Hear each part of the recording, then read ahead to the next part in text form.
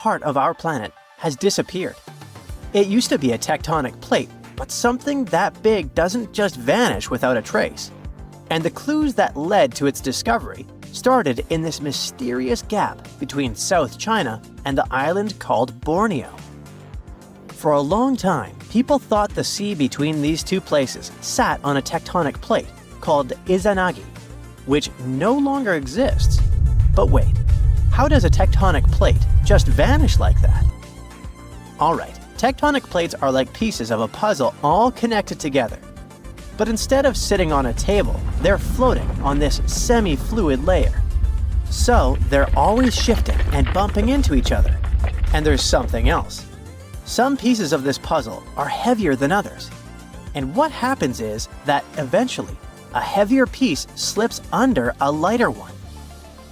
Something similar happens with tectonic plates, but it's less about weight and more about density. When the edge of one plate sinks below another and gets pushed down into the mantle, that process is called subduction. But it's not just the edge that can sink. Entire massive plates from the past have completely vanished into the Earth's mantle. That's exactly what happened to the Izanagi plate. About 130 million years ago, it started sliding under the Okhotsk plate, getting swallowed little by little. By around 55 million years ago, it was completely subducted and replaced by the Pacific plate. And for years, specialists thought that the ocean between China and Borneo was sitting on that plate before it disappeared. Cool, but the experts got it wrong. Turns out the ocean between these lands wasn't sitting on the Izanagi plate after all. Instead, it fits into this weird, unexplained gap, as if a piece of the puzzle was missing. Recently, researchers at Utrecht University finally discovered that this gap was actually a ghost tectonic plate that no one knew about, the Pontus plate. It got its name because back when it existed, it sat beneath the ancient Pontus Ocean. But if it vanished so long ago, how did experts find it, right? Luckily, tectonic plates sometimes leave traces before they completely disappear. But instead of investigating footprints or fingerprints, it's more about looking for rocks. Yeah, stones from a lost plate can get incorporated into mountain ranges and show us where those ancient Earth layers were. That's because rocks have a special power to record Earth's magnetic field. You know, that invisible shield that protects our planet from space threats, like solar wind and cosmic rays? So, as rocks cool and solidify, the magnetic materials in them, like magnetite or hematite, line up with Earth's magnetic field at the time and get locked in. They can freeze a record of the magnetic field direction and strength. And since it changes depending on latitude, basically whether it's further north or south on the planet, it allows the rocks to kind of take a snapshot of their ancient position relative to the equator. Knowing this, researchers traveled to Borneo to collect and study the rocks over there. And they discovered something odd. These stones were originally from a much farther north region. Their ancient coordinates didn't match the latitude they expected for Izanagi. In fact, they didn't match any of the tectonic plates we knew about up until then. So they quickly realized two things. One, they had just discovered an eerie gap. Two, there must be a hidden ghost tectonic plate that used to be in that spot. To unravel the mystery, scientists used computer models to study the region's geology over the last 160 million years. Thanks to this technology, they were able to piece together the entire Pontus plate in all its glory.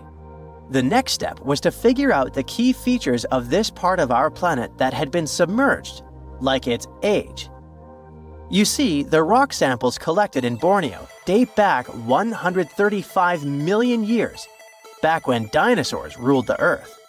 With this information, scientists realized that the Pontus plate was formed at least 160 million years ago, but it's probably even older than that. Although it is hard to pin down exactly when it was formed, one thing we can say for sure: it was huge. The Pontus Plate was about 1/4 the size of the Pacific Ocean.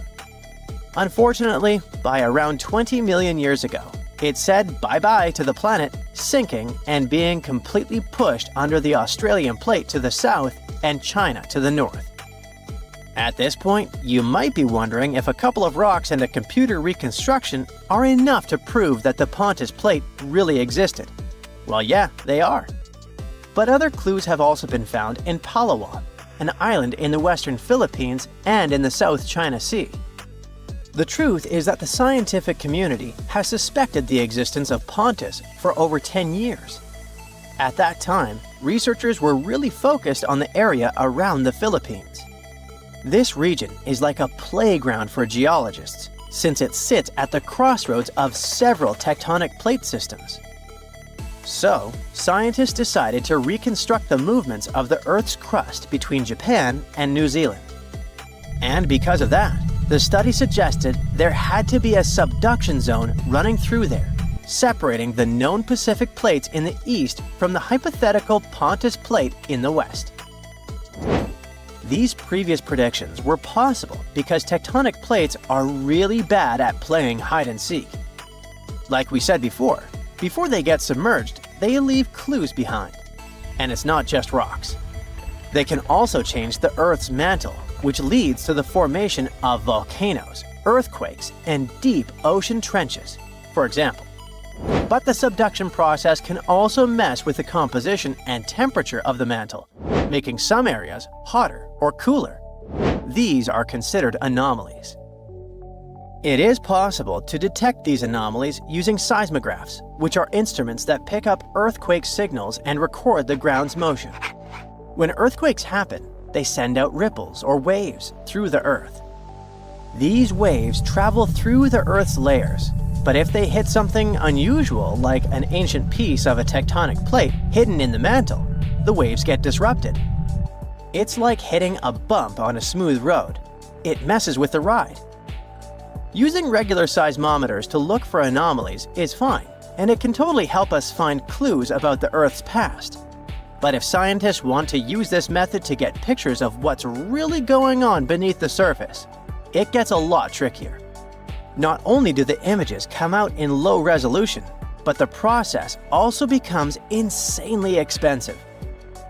So recently, experts just uncovered a cutting-edge technique that could completely change the way we look at the Earth's depths.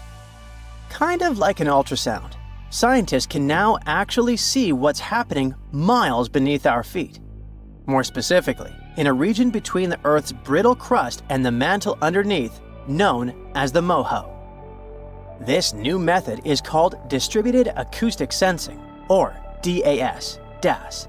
It uses fiber optic cables, the same ones that give us high-speed internet, as earthquake sensors. Here's how it works. Laser beams are sent through the cables, and when the ground moves, whether from an earthquake, traffic, or other vibrations, the shaking changes how the laser light bounces around inside the cables. The cool part is that we can now measure these changes all along the length of the cable, so the cable ends up acting like hundreds of tiny earthquake detectors spread out over a huge area. This new tech can tell us things like whether major faults go all the way into the mantle, how ancient and modern processes have shaped the continents, and how strong the deep crust is in certain areas. In other words, DAS could be a game-changing instrument to help us uncover new clues about hidden and ancient tectonic plates. Do you know how many continents there are on Earth? That's an easy one, 7. But wait a second, aren't Europe and Asia one large continent, Eurasia? It looks so when you look at the world map. Well, scientists think differently. They don't just look at bodies of land sticking out of the sea. Geoscientists study the types of rock that continents are made from. When you see the world from their perspective, the number of continents actually increases. Yes, they are not a myth. Lost continents exist, or at least they used to. They are hiding under other landmasses. Peekaboo! Researchers have recently discovered one continent just like that. It's called Greater Adria. Sound familiar? Yes, it has something to do with the Adriatic Sea. This lost continent is completely buried under Europe. It collided with Europe and started to sink under it a long time ago. Today, it lies beneath Italy, Greece, and the Baltics. Its size and even shape match that of Greenland, the world's largest island. But how did geoscientists find Greater Adria? It's no longer visible, but it left some clues. Parts of it were embedded in the Alps. Other chunks were incorporated into present-day Italy and Croatia, on the other side of the Adriatic Sea. Limestone rocks from the former continent started to change once they were under the European landmass. Tremendous heat and pressure spread over tens of millions of years changed their structure. Out goes the limestone, in comes the marble. All the Greek and Roman temples you admired on your summer vacation were constructed using this marble. It was sort of a going-away gift from a long-lost continent. Greater Adria camouflaged itself well for thousands of years, but other lost continents were hiding in plain sight. Have you heard of Earth's eighth continent, Zealandia? Probably not, because it sits under the surface of the Pacific Ocean. 95% of Zealandia is now underwater. Can you guess where exactly? Its name is a good hint – under New Zealand. If you open Google Maps, you can see its outline. Look for a lighter shade of blue in the ocean. It should stretch from New Caledonia to New Zealand. This bump in the ocean floor used to be above sea level. It was about 2/3 of Australia and more than twice the landmass of Greater Adria in size. We can spot Zealandia today because it hasn't sunk too low, and that's the best way to discover other lost continents. Imagine the Earth without the oceans. The bottom of the sea isn't flat. There are mountains and trenches. You could put Mount Everest in the deepest of them, and there would still be 7,000 feet between it and sea level. This trench got so deep because of a geological process called subduction. The Pacific Plate got under the Philippine Plate. Earth's crust is made out of those plates that float in a sea of molten rock. Then they bump into each other, one goes down while the other one rises. That's how Greater Adria ended up under the European continent. Our planet is constantly on the go. We don't notice this process because it happens deep beneath our feet. 120 million years ago, Australia and Antarctica were a single piece of land. Yep, the coldest and one of the hottest places on Earth were once the same territory. Antarctica said goodbye to Australia, but it didn't leave empty-handed. Today, there is an oceanic plateau in the Indian Ocean. The word plateau comes from French, and it means elevated flatland. And the name of this land sounds like the title of a Hollywood movie, Broken Ridge. Long ago, it was connected to another lost continent. Scientists believe that it made a land bridge between India and Antarctica. What was this land like? The answer possibly lies in a tiny archipelago in the southern Indian Ocean. These islands are all that is left of an ancient landmass. They have a cold climate. The islands feature glaciers because they're so close to Antarctica. But in the past, the climate must have been temperate with plenty of rainfall. The animals and plants would have been similar to those that we find in tropical regions today. The lost continent's landscape probably resembled that of New Zealand. Now, while we're in the area, can you guess which continent the island state of Madagascar once belonged to? If you guessed Africa, sorry, you were wrong. Hey, don't feel bad. Look up and to the right of the map. The correct answer is India. Some 120 million years ago, I wasn't around then, India separated from the African continent and went northeast. Madagascar wasn't quick enough and ended up as an island off the southeast coast of Africa. But there is evidence of an even greater landmass, the lost continent of Mauritius. Scientists found traces of the ancient landmass under the island of Mauritius. Today, it's a tourist hotspot, but millions of years ago, it was a real hotspot, volcanoes and all. That's how scientists were able to retrace the steps of Mauritius. They found a mineral that exists in rocks which lava spews out after an eruption. The long-lost land once covered the area from Mauritius to the west coast of India. Imagine if that land existed today. It would form a great mix of Indian and African cultures. The local dishes would definitely be spicy. Now, speaking of spicy, have you had Indonesian food recently? Just 50,000 years ago, Southeast Asia looked much different. There was no Sumatra, Borneo, Java, or even Australia. Just Sunda and Saul, two continental masses that were divided by a deep water trench. You had the extension of mainland Southeast Asia on one side and the Greater Australia on the other. Back then, Bali stood at the southernmost tip of Asia. Biologists were among the first scientists to notice the split. Species developed differently on Sunda and Sahul. That's why Australia has unique animals, such as the kangaroo, wombat, and platypus. And did you know that a giant kangaroo once roamed the island of New Guinea? That's because, up until the end of the last age, there was a land bridge to Australia. Today, the two islands are separated by the Torres Strait, but it's quite shallow, less than 65 feet. It's a reminder that this was once a single landmass called Saul. Another ocean strait that isn't too deep separates Asia from North America. The Bering Strait sits today in the place of Beringia. This ancient landmass wasn't that big. It stretched 1,000 miles from north to south. That's just a third of the driving distance from Los Angeles to New York. Beringia was important for another reason. During the Ice Ages, it connected the whole world. Water levels were 300 feet lower than they are today. If they went even lower, you could walk from the Cape of Good Hope in Africa all the way to Cape Horn in South America. Talk about the ultimate backpacking route. Today, you can hop on an airplane and fly to pretty much any place on the globe. The world has never seemed smaller, has it? Well, it has. Some 300 to 200 million years ago, we were all one world, literally. Pangaea was a supercontinent that included all of the continents. Its name is in Greek, and it simply means all Earth. But Pangaea started to crack up. The biggest gap formed between the Americas on one side and Europe and Africa on the other. Seawater soon started pouring in, and that's how we got the Atlantic Ocean. This process is by no means over. While you are watching this video, North America is drifting further and further away from Europe at the rate of 1 inch per year.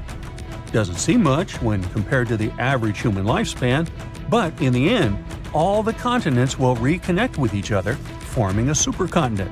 And it wouldn't be the first time in Earth history that this happens. Honestly, I'm not going to wait around for that. So it turns out that you can't drive between South America and North America, and there's a simple reason for that. There are no roads connecting the two continents, not even a rudimentary one.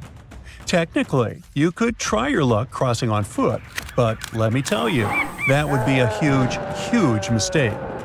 The region that connects the two continents is called the Darien Gap. It stretches across southern Panama's Darien province and the northern part of Colombia. The only land route there is a 60-mile jungle trek. Crossing it can take anywhere from 3 to 10 days. It depends on weather conditions, how much you're carrying, and honestly, just pure luck. Chance plays a big role here, because this isn't some chill, relaxing nature walk. It's a harsh, extreme environment, known for being completely isolated and one of the most dangerous places on Earth. Still, people seem to forget that and go there anyway. Every year, the number of people crossing just keeps growing. In 2014, fewer than 10,000 people crossed the gap. In 2023, that number increased to 520,000. Now, you might be wondering, what are so many people doing in the middle of the two American continents, risking all that danger? Well, that's because the Darien Gap has become a route for refugees migrating to North America. But to get there, they face all kinds of dangers, from insect bites and infections to serious fractures. We're talking about a no-man's land. Since there are no police stations, immigrants must also watch out for thieves. Along the way, they have no choice but to rely on and support each other. Most people start the crossing with at least a tent or tarp, rain boots, water, and some food. But these things get heavy fast, and people normally can't carry enough supplies for the entire journey. At some point, people start drinking river water to avoid dehydration. But the water's full of bacteria and dirt, so it causes intestinal issues. And if things get serious, there's no medical help there. To make this whole scenario even worse, the temperatures are brutal, often hitting over 95 degrees Fahrenheit. Now, a small subset of people who venture through the Darien Gap are hardcore adventurers and travelers looking for a survival experience in the jungle. But this region is no place for a relaxing vacation. A group of tourists who went there in 2023 ended up getting jungle rot, a fungus that affects the feet. The situation got so bad that a woman had to be carried out by the group on the last day because she couldn't walk. No matter how prepared people are for the Darien Gap, in the end, survival mostly comes down to luck. Out there, travelers won't find cities with solid infrastructure where they can crash at a hotel and gear up for the next day. In some spots, they might stumble across basic camps right in the jungle. These camps might offer wooden platforms for tents, bucket showers, toilets, and even plates of chicken and rice. But it all comes at a price.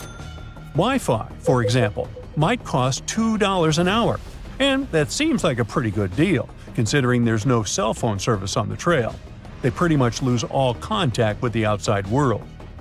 Now picture a dense rainforest with steep, muddy terrain. The hiking trail is littered with boulders and tangled with vines, like nature's own tripwires. It climbs sharply over a mountain, becoming a serious challenge even for someone in good physical shape.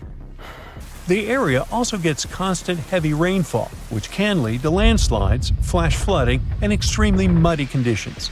The situation gets so intense that even the t-shirts and faces of those who make the crossing end up covered in mud. They'll also have to cross a lot of fast-moving rivers. A Venezuelan dad who recently went through the area with his 2 kids said their sneakers ripped apart on the very first day. That's how powerful the rivers can be. And they're deep, too. Sometimes the water reaches all the way up to their shoulders. But the dangers in that area aren't recent. For centuries, the Darien Gap was thought to be impossible to cross. The first Europeans who ventured into Latin America saw it as kind of a jungle training school. They totally knew about its dangers, but still, many adventurers tried to make the crossing in the years that followed. In 1854, for example, an expedition disappeared for 49 days in the jungle, battling starvation and exhaustion. Then again, in 1870, a group of 100 men set out to cross it. Even though they were well prepared and carried cutting-edge equipment for the time, they still suffered tremendously during the journey. They had to rely on incredible resilience to survive the challenge. Over the years, people who ventured in often ended up passing away from hunger, thirst, and even drowning in rivers. They also faced the risk of being attacked by dangerous animals like jaguars, white-lipped pecaries, and the fer-de-lance, a fast, irritable snake that is one of the most venomous out there. The area is also swarming with mosquitoes, which can spread serious health problems. Leaning against trees to rest can also be risky. This jungle is full of spiked chunga palm trees, which are covered in long black spines up to 8 inches long.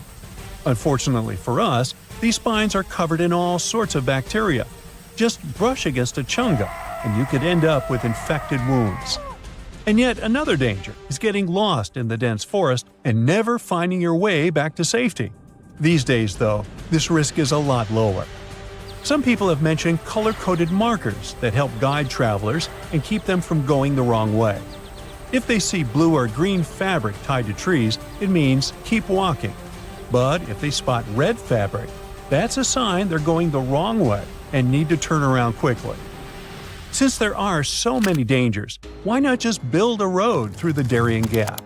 While it might seem like a good idea, building a road connecting Panama and Colombia isn't really that simple.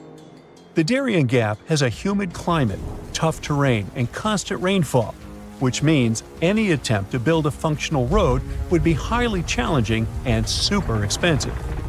Even though there have been previous attempts to fill in the gap. See, there's a huge road system called the Pan-American Highway, which stretches all the way from Alaska to the southern tip of Argentina. Nowadays, this highway hits a roadblock right at the Darien Gap. But it wasn't supposed to be like this, as the original idea was for the road to go through there. Leaders from Latin American countries tried to make this plan happen in the 70s, and then again in the 90s. But a lot of people were against it, mainly because they wanted to protect the local communities and the rainforest. Since the Darien Gap is mostly untouched by humans, it's one of the most biodiverse places on the planet. It's believed that 1 in 5 species are endemic to the region, meaning they only exist in that specific area, like the Darien pocket gopher and the slatty slender mouse opossum. A road would have really damaged the ecosystem in the area, so the plans were scrapped. Eventually, an alternative was created to travel by sea. At least 2 companies started a ferry service connecting the 2 countries. However, the business wasn't profitable, and they ended up shutting down. Not long ago, Panama decided to close the Darien Gap route. Now they're sealed off with barbed wire fencing. It might just be a matter of time before other routes are created. But if you are an adventurer looking to visit South America, it's probably not best to wait for that.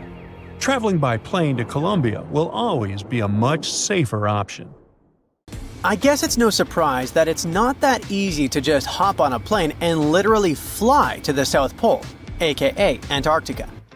Sure, there are airports down there, but they're not really set up for commercial flights.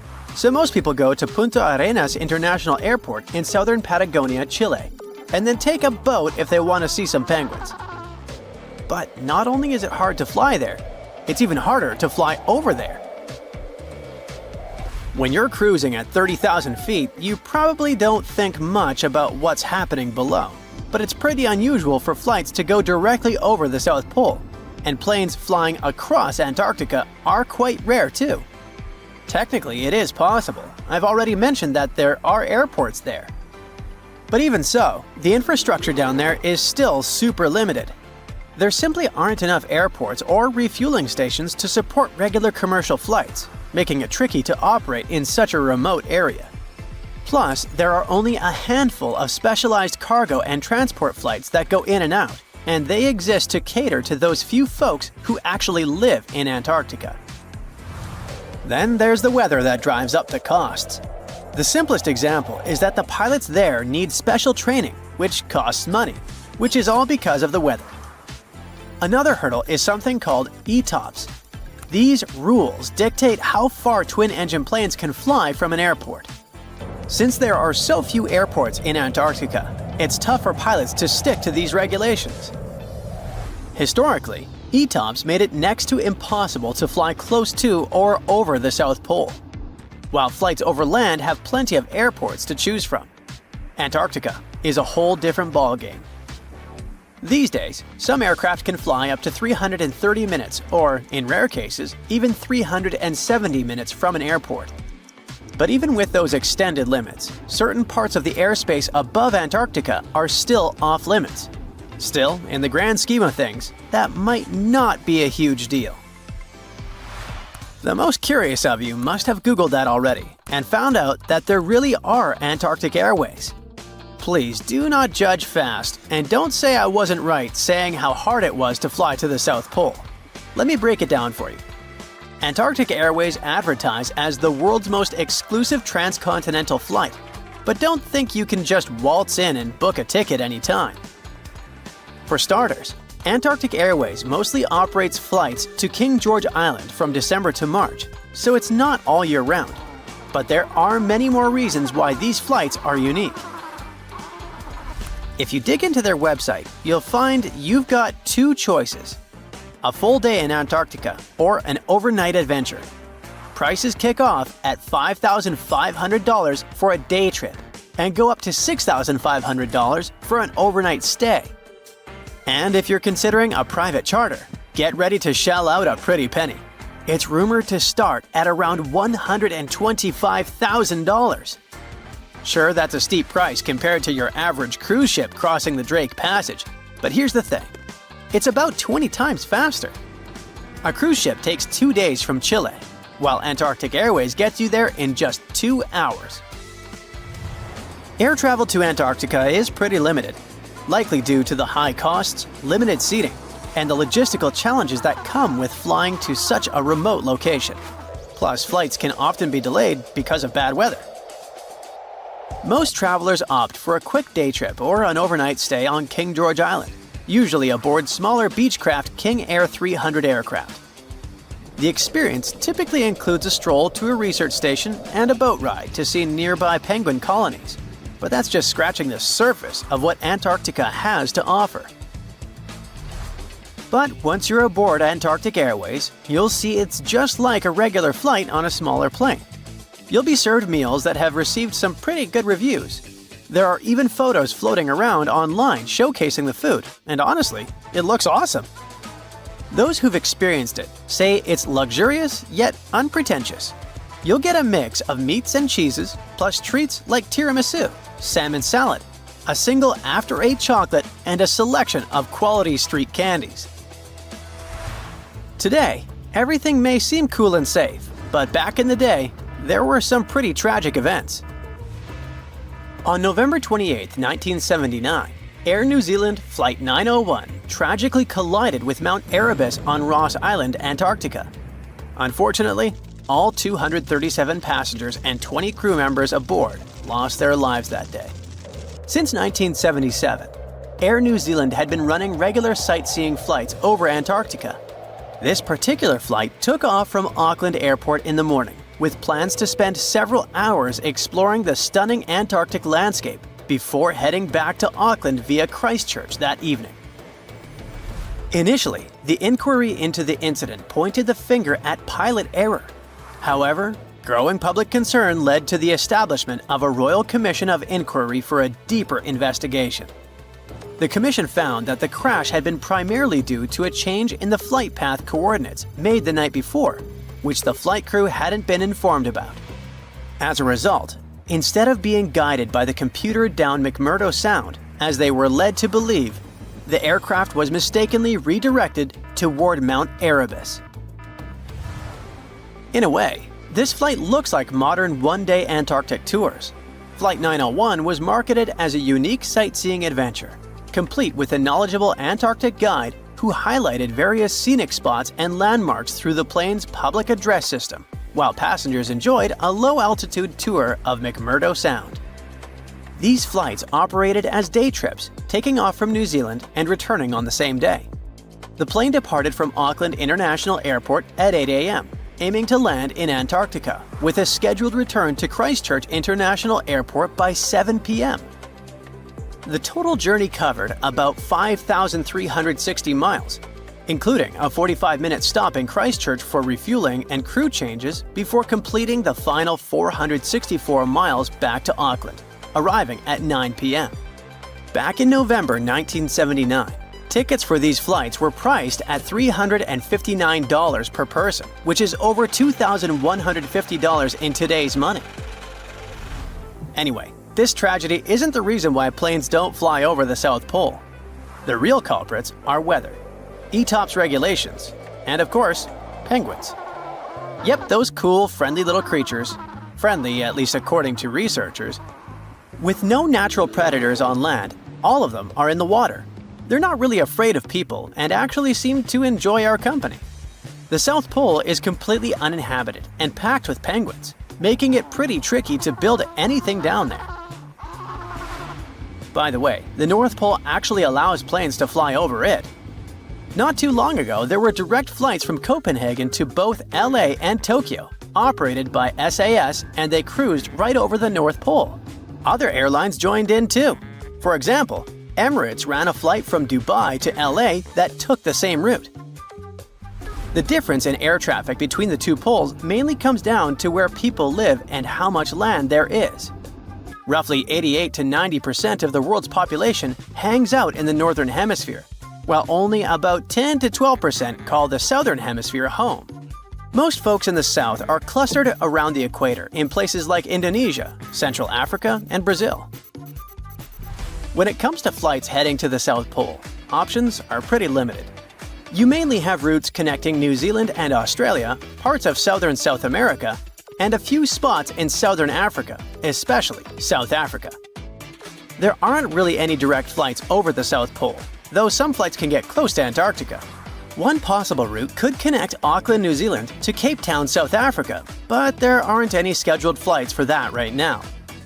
The few flights that came close to Antarctica are operated by Qantas and LATAM Airlines, linking Australia with Buenos Aires and Santiago de Chile.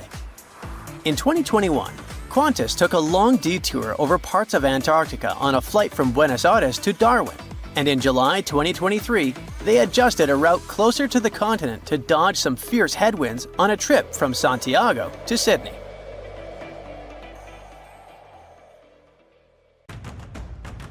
Scientists discovered something Atlantis-like near Australia.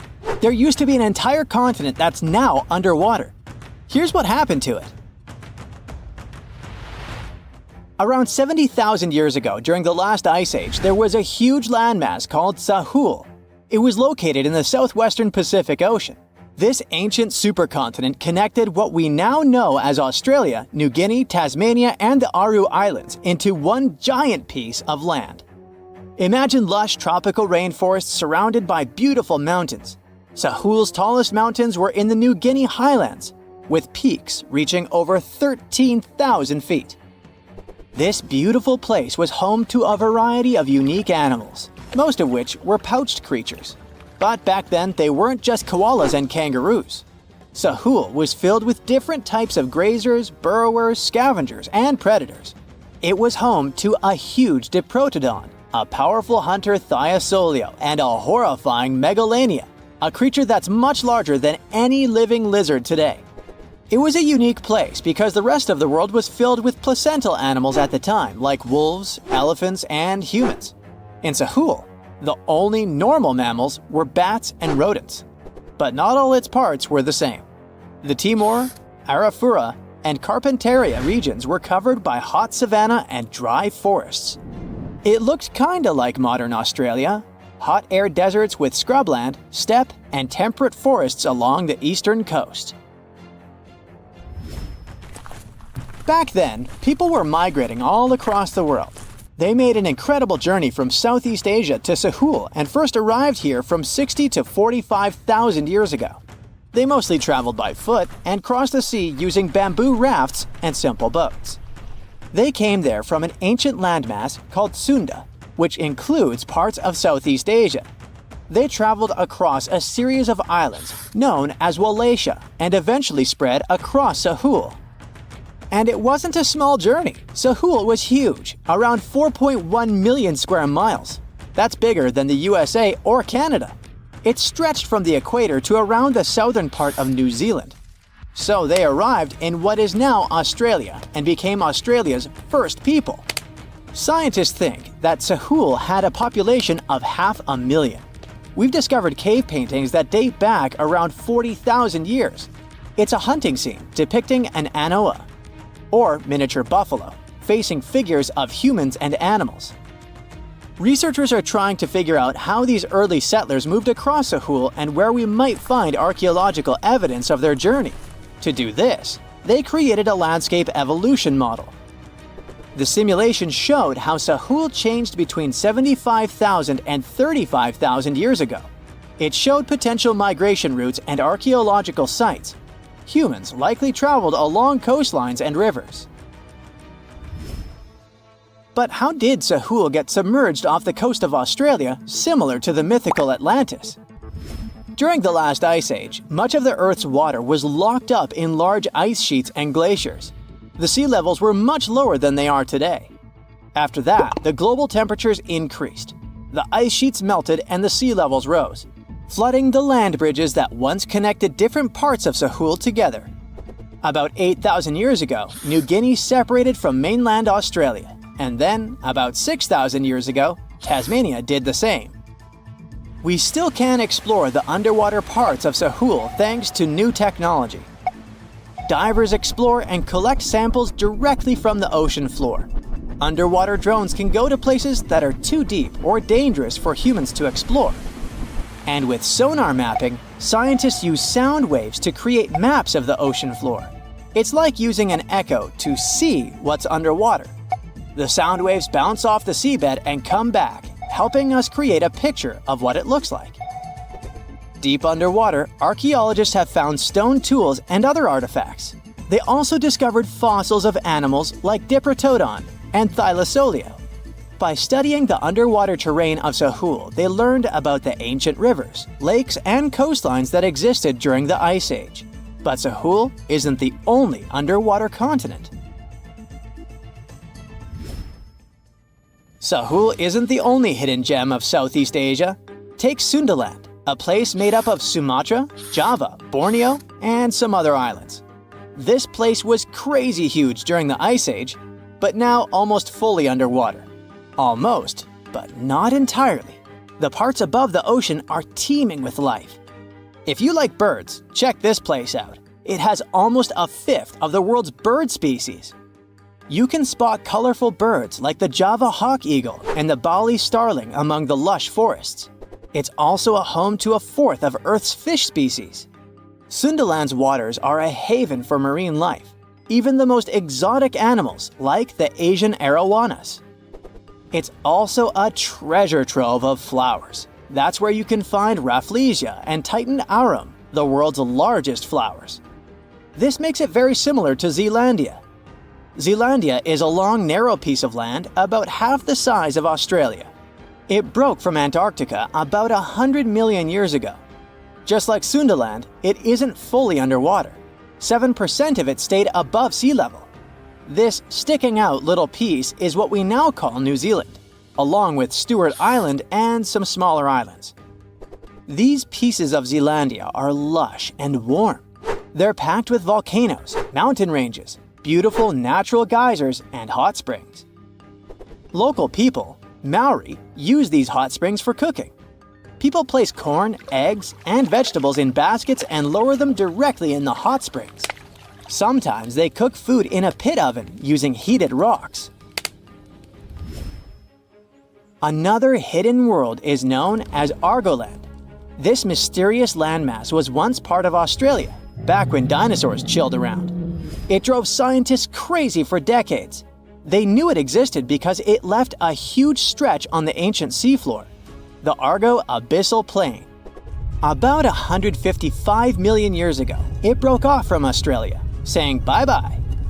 The continent drifted somewhere north, and when it reached Southeast Asia, it just vanished.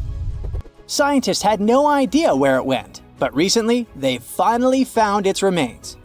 Turns out, poor Argoland's lower parts started drowning into the Sunda Trench, a horrifyingly deep oceanic pit. The Earth's crust sunk into the mantle.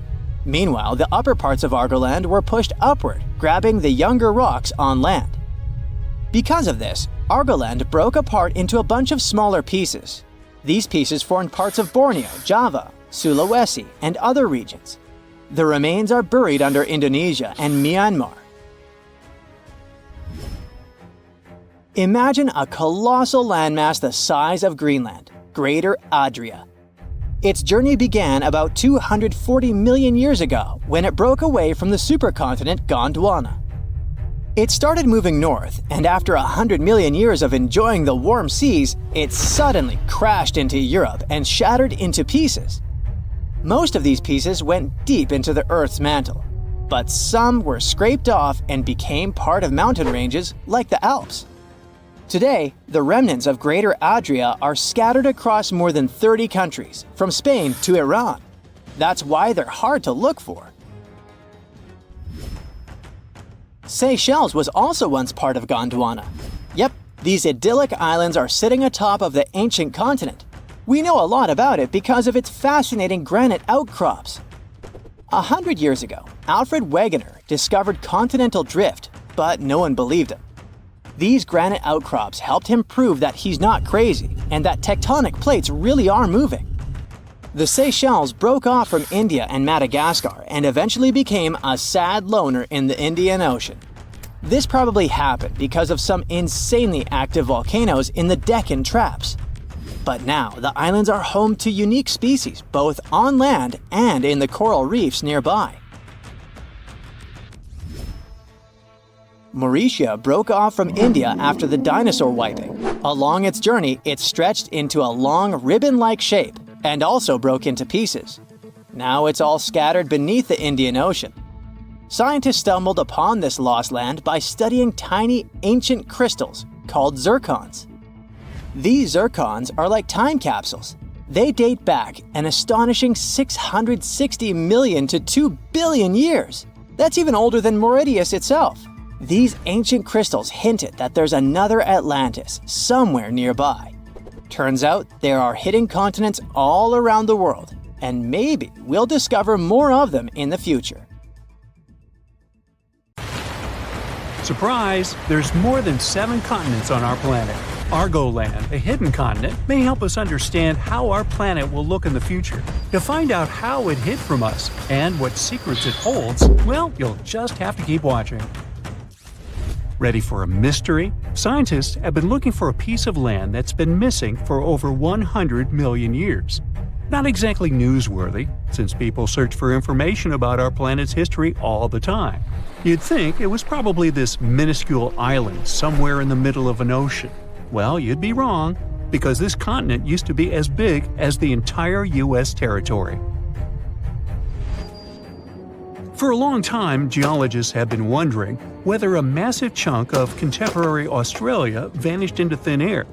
Some believed it was simply hiding somewhere on the ocean floor. But thanks to some Dutch specialists and 7 years of investigating, we now know there are bits and pieces of this lost land mixed underneath the lush jungles of Southeast Asia. The continents we see in our geography manuals these days are like scattered pieces of a puzzle. There's even a nice experiment you can conduct to see for yourself. Find a world map online and print it out. Cut out all of the continents and play around with them for a while. You'll see they all fit together. Probably the most striking thing you'll see is how South America perfectly fits near Africa. If you close up the oceans that were formed in the last 200 million years, the continents look like they form a giant letter C. And that C is what scientists call the supercontinent Pangaea. It was swimming in an ocean called Panthalassa, and the inner portion of that letter C had a smaller stretch of water called the Tethys Ocean. It is in this small ocean where things get interesting. Back in the Jurassic period, this vanished continent, which scientists started calling Argoland, vanished and left a hole in Australia, now known as the Argo-Abyssal Plain. Geologists initially believed this was all due to a process called subduction. It's when one piece of the Earth's crust dives under another and recycles it into the planet's mantle. Usually, specialists track this continental vanishing through off-scraping. That's how they figured out, for instance, that India bumped into Asia and gave us the majestic Himalayan mountains. But for Argoland, things were a bit more complicated. Bits and pieces were popping up in places like Myanmar and Indonesia, but they behaved like these time-traveling relics, looking way older than when Argoland supposedly separated from Australia. It immediately raised the question: if one continent can behave so weirdly, how many others are out there doing the same? Thankfully, scientists have now put together the entire timeline of Argoland and figured out its mystery. It didn't sink or get swallowed up. It simply transformed into an archipelago, breaking into smaller pieces, called microcontinents, and floating away from Australia. These mini-continents then took a little journey before settling down in Southeast Asian jungles. This discovery fits right into the whole Pangaea puzzle. It helps us better understand how continents break up and make up, all in one discovery, revealing secrets of biodiversity and climate back from in the day. If you'd like to find out more secrets about history, civilization, or random day-to-day objects, be sure to like this video and subscribe to the channel. Like, for instance, the mystery behind this invisible species line in Indonesia. It's called the Wallace Line, named after the British explorer Alfred Russel Wallace. Over 150 years ago, Wallace was on a journey around the Malay archipelago, visiting thousands of islands. What he found was that animals on one side of this invisible line were considerably different from ones on the other side. This invisible line is like a wall between marsupials and tigers, for instance, or honey-eaters and trogons. But now we know that around 35 million years ago, Australia broke up with Antarctica and collided with Asia, and this continental love triangle triggered significant changes. It didn't just change the way the land looked, it also messed with the species of animals on each side of the Wallace Line. In more recent times, a bunch of specialists published a study saying this collision and climate chaos made Asian species comfy living in the Malay archipelago. Meanwhile, the Aussie animals weren't as happy with the new environment. It was too hot and wet for some, and others just couldn't handle the tropical island lifestyle. The discovery of this continental shift towards Asia might also explain a recent finding of a human species that didn't seem to make any sense either. You see, in this hidden cave in the Philippines, archaeologists stumbled upon a new human ancestor. It seems that about 50,000 years ago, on the island of Luzon, there was this ancient human-like species. The lead researcher believed this finding was crucial for understanding human evolution in Asia, and it named this new species after the island, Homo luzonensis. Now, here's where it gets a bit confusing. The bones found by archaeologists had one small problem. They had a weird mix of traits that hadn't been seen together in any other hominid species. Smaller teeth, similar to ours, yet hands and feet that were more like our ancient humanoid ancestors. It was those throwback limbs in particular that connected this human species with the long-lost Southern Territory. That's because they have this primitive look, like these hard-to-pronounce guys, for instance. Only these two species are separated by 2 to 3 million years of time in evolution. Many have wondered, is Homo luzonensis really a new species? Not everyone is convinced. But it may also explain why living creatures are also affected by the constant shifting of the land underneath us. Now, just because they haven't changed much during our lifetime, it doesn't mean our continents will look like this forever. They evolved from this large megacontinent, and they'll most likely end up in a similar position in the future. On that note, a geologist from a European university tried to predict the future of Earth's supercontinents. As a starting point, he used an earthquake that occurred in Portugal back in 1755, when tectonic plates behaved a bit differently than they should have. After years of research, he came up with a theory in 2016. He believed that the stitches between these tectonic plates might be coming apart, setting the stage for a bigger rupture. It's like when glass cracks between two holes in a car windshield. If this happens, a subduction zone could stretch from the Mediterranean all the way up past Ireland, bringing volcanoes, earthquakes, and new mountains to these areas. If all goes according to this plan, the Atlantic Ocean will disappear, and so will the Pacific, turning into one large stretch of water. Instead of the 7 continents we know today, we'll get a new supercontinent, which he called Arica, because it would have Australia and the Americas at its heart. Now, it's not the only possible scenario, though. Novo Pangea might be another, and it's easy to foresee. The Atlantic stays open and the Pacific closes. Then there's Amasia. For this one, you'd have to imagine the Arctic Ocean closing and the Atlantic and Pacific staying open. Everything shifts to the north around the North Pole, except Antarctica. One final scenario would be called Pangea Ultima. Slow down the spreading in the Atlantic, and a new subduction plate pops up on the America's east coast. Well, either way, if all the continents collide in the future once more, some say it won't be fun to experience. It's believed that in around 250 million years, we'll feel like we're being trapped in a sweltering, soggy plastic bag. Weirdly, that bag will be the best place to live on Earth, the coastal areas. As for the inland spots, they'll be sizzling, like a desert on fire.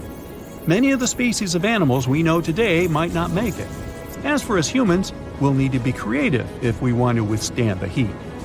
We should be thankful, though. These digital models are still great because we can use them to test all sorts of interesting ideas. For example, how these supercontinents would mess with tides. Taking future space travels into consideration, these models can help us understand the climates of exoplanets too. Those are located outside our solar system. This invisible line divides the world into 2 parts. And most animals, fish, and birds, for some reason, can't cross it. The line is called the Wallace Line, and it runs between Australia and Asia. It has its name after Alfred Russel Wallace, a British scientist and explorer who discovered it in 1859. He traveled to Asia to explore a group of islands called the Malay Archipelago. As Wallace walked through the jungles, climbed hills, and sailed on boats, he noticed something like an invisible wall. On its west side, in places like Borneo and Sumatra, he saw animals you might find in Asia. There were big rhinos munching on leaves and monkeys swinging from tree to tree. The forests were full of life, with all kinds of animals you'd expect to see in a jungle. But in places like Sulawesi and Lombok, just across the imaginary line he came up with, Wallace found animals more like the ones in Australia and colorful birds like cockatoos. The behaviors of animals differ on different sides of the Wallace line. Some creatures are great at traveling across tough barriers like water, but others are not. For example, bats can fly across open water, but they sometimes cross the Wallace line. On the other hand, big animals that live on land like elephants usually stay on just one side of the line. Some birds are shy and like to stay hidden in thick bushes and trees to avoid predators. They wouldn't feel safe flying over wide stretches of water with no place to hide. Plants don't stick to the Wallace line as strictly as animals do, because they spread in their own unique ways, like with seeds carried by the wind, water, or animals. One plant genus, the eucalyptus, mostly stays on the Australian side. But one eucalyptus tree has made its way to the Philippines on the Asian side. Underwater, the Wallace line doesn't matter as much. The area between the Wallace line and Australia is called the Coral Triangle, and it's bursting with life. Now, after more than 150 years, scientists think they finally have an explanation of the Wallace line mystery. They believe it all started about 35 million years ago, when Australia broke away from Antarctica and slowly moved up to crash into Asia. When this happened, the crash created a chain of islands called the Malay Archipelago between Asia and Australia. This caused extreme changes in the weather, which made the area very different and affected which animals could live there. Researchers used a computer model that looked at how more than 20,000 species of animals from both sides of the Wallace line would have behaved millions of years ago. When Australia started to drift away from Antarctica, it opened up a huge new era of deep ocean around Antarctica. This is where the biggest ocean current on Earth, called the Antarctic Circumpolar Current, began to flow. This swirling current made the planet's climate much cooler and completely changed how animals could live in different places. But not all animals were affected in the same way. Indonesia stayed warm and rainy, which was perfect for animals from Asia. These creatures could hop from island to island like stepping stones and make their way toward Australia. But animals from Australia had a harder time. Over millions of years, they had gotten used to living in cooler, drier places, so the tropical islands didn't suit them as well. Scientists believe if we can see how animals adapted to big changes in weather patterns millions of years ago, we might be able to predict how today's animals will cope with a similar situation. Other scientists after Wallace also tried to describe and explain the invisible natural border between Asia and Australia, and came up with their lines. The Weber line, for example, is in a slightly different location than the Wallace line, between the Oriental and the Australasian faunal regions within Wallacea. It's a group of mainly Indonesian islands that are separated by deep water straits from the Asian and Australian continental shelves. They were never connected to the big continents by land, so animals that could swim, fly, or float across the water made it to these islands. That's why the creatures living there are so unique and come from both Asia and Australia. Weber's line is where the balance tips. If you go one way, most of the animals are from Asia. If you go the other way, most of the animals are from Australia. Another important migration event in the history of our planet happened in the Americas. Around 30 million years ago, South America became a separate landmass as tectonic plates moved and pulled it away from Antarctica and Africa. Once it was on its own, The animals living there started to evolve in unique ways and turned into creatures you couldn't find anywhere else in the world. There were animals we still see today, like opossums, giant rodents like capybaras and chinchillas, armadillos, anteaters, and sloths. Some of the animals from those times are now extinct.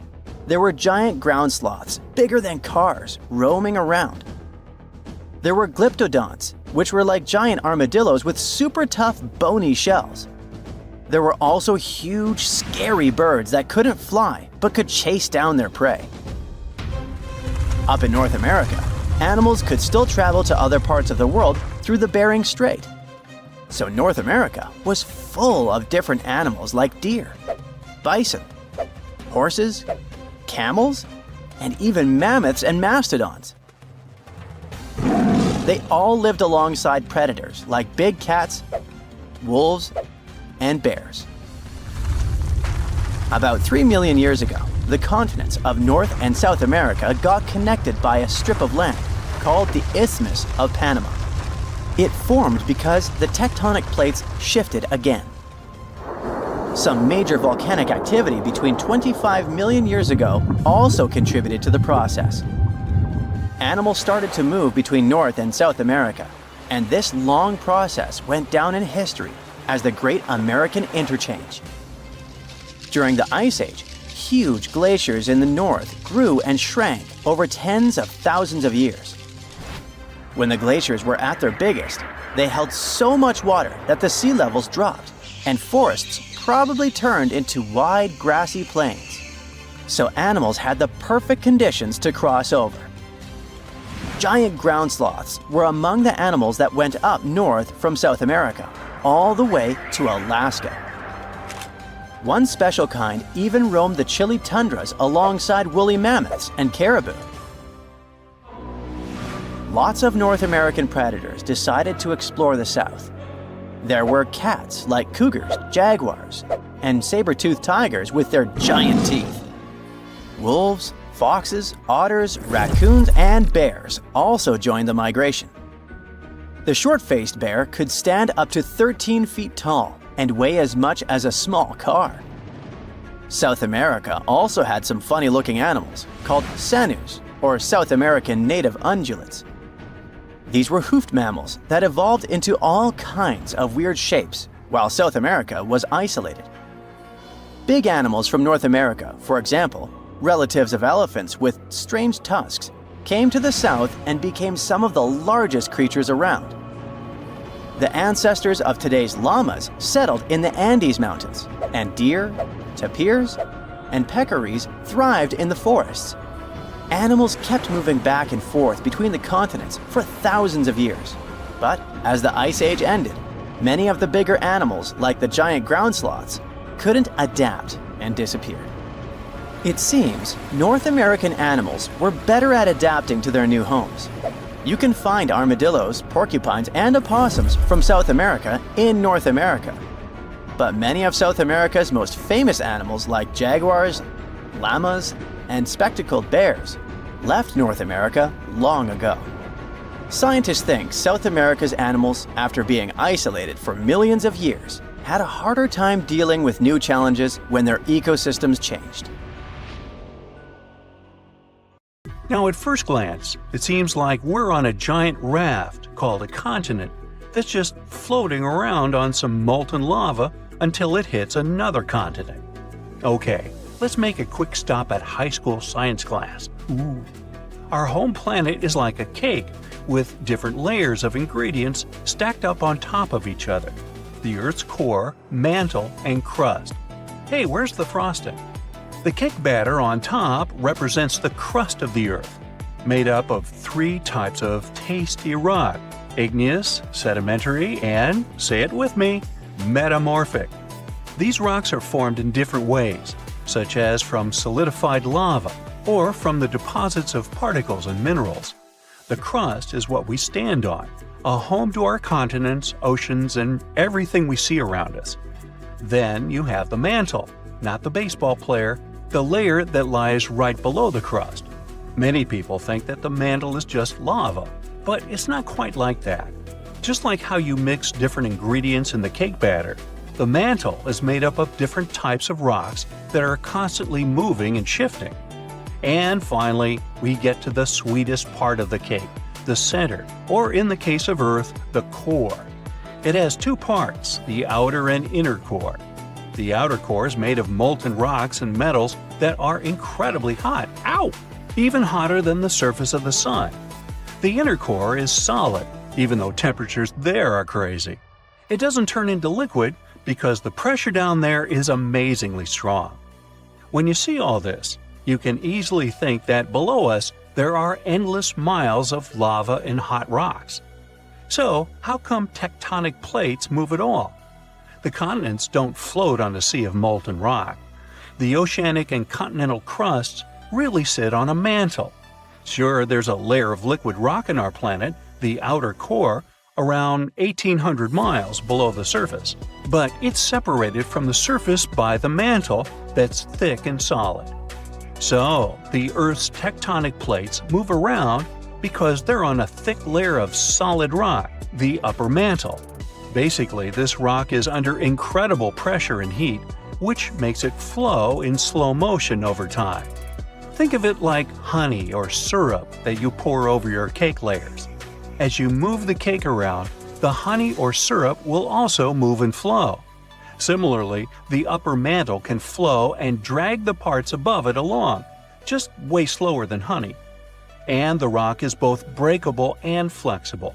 It can crack and break like a cookie, now I'm getting hungry, but it can also stretch and bend like a piece of taffy. When the plates get caught on each other, they can't move anymore. But when they break free, they start drifting again, like puzzle pieces shifting around until they find their perfect fit. Extremely high temperatures and pressure are the reason this flow happens. It's like a big pot of soup on the stove. As the soup heats up, it starts to move around, carrying heat from one spot to another. Is it lunchtime? And speaking of lava, it's not just molten rocks that travel all the way up from the outer core to volcanoes. When tectonic plates come together and one slides underneath the other, they create a lot of heat and pressure while grinding against each other. It's like rubbing your hands together fast and they start to get hot, or when you start a fire with rocks. And as the melted rock, or magma, rises to the surface, it can create volcanoes. Now, long ago, the Earth's land was not divided into continents as it is today. Instead, there was one giant landmass known as Pangaea, meaning all Earth in Greek. Whoa! Imagine being stuck in the middle of this giant ocean. So, over time, this supercontinent slowly broke apart. Its parts drifted away from each other and formed the separate lands we call continents. This idea first popped out in the 16th century when one cartographer realized the coastlines of Africa, America, and Europe appear like they could fit together like puzzle pieces. Later, researchers realized the rock composition of their coastlines was similar, which means they used to be part of one giant mass, and they call that the theory of continental drift. At first, people were pretty skeptical about that idea because they didn't know how such massive lands could move around. Now, we'd all be able to explain that part, right? So, the Earth's crust is divided into a couple of large plates and many smaller ones. All of them are still moving, even though it's in slow motion. We can't sense it, and we won't see any particular changes during our lifetime. It's a process that lasts hundreds of millions of years. As the plates move, they interact with one another in fascinating ways. For example, when two plates collide, one may be forced beneath the other, which would help create a subduction zone. Over time, this is the way you get many cool things like volcanic islands, trenches, and even entire mountain ranges. Plates apparently started moving around 3.5 billion years ago. It took them a while to group into the first jigsaw supercontinent we know about called Ur. Today, its remains make up parts of Madagascar, India, and Australia. Pangaea formed 335 million years ago, but it probably won't be the last continent that will form. So, some new generations in the distant future could live on something called the next Pangea. When the oceanic crust of the Atlantic Ocean slowly takes its place under the continental crust, the oceanic basin of the Atlantic is going to close, which is why the continents will end up pulled together. This means the Americas will meet Africa, and Eurasia will be flipped on its side. So, people might live on a giant landmass in the shape of a ring, clustered around the inner sea, or at least what's left of it. Or maybe continents will take another direction and make up a different jigsaw puzzle called Amasia. In this scenario, the Americans will drift westward, fuse with Australia, and pivot to around Siberia. And then there's more. Novo-Pangea is the option where the Americas swing together to embrace Antarctica and Australia, and Africa legs off to the northwest. Basically, all continents here get together to form a giant landmass that stretches from one pole to the other. Ready for one more? Nah, come on. A recent projection called Eureka gives an idea similar to Novo-Pangea. It's just that all continents here unite to become one gigantic land that clusters around the equator. Maybe this would be my favorite one to live at, with the sunny weather and the beach all the time. And who knows what kind of magnificent trenches, mountains, islands, and other geological beauties we'd get with this giant supercontinent. Pangea broke up about 175 million years ago. As the Atlantic and Indian Oceans began to widen towards the east, the Ring of Fire was formed. It's a path that goes along the Pacific Ocean with so many frequent earthquakes and active volcanoes. This way, Eurasia was unable to cross this border and continue moving westward. And now Eurasia could move laterally along the Ring of Fire.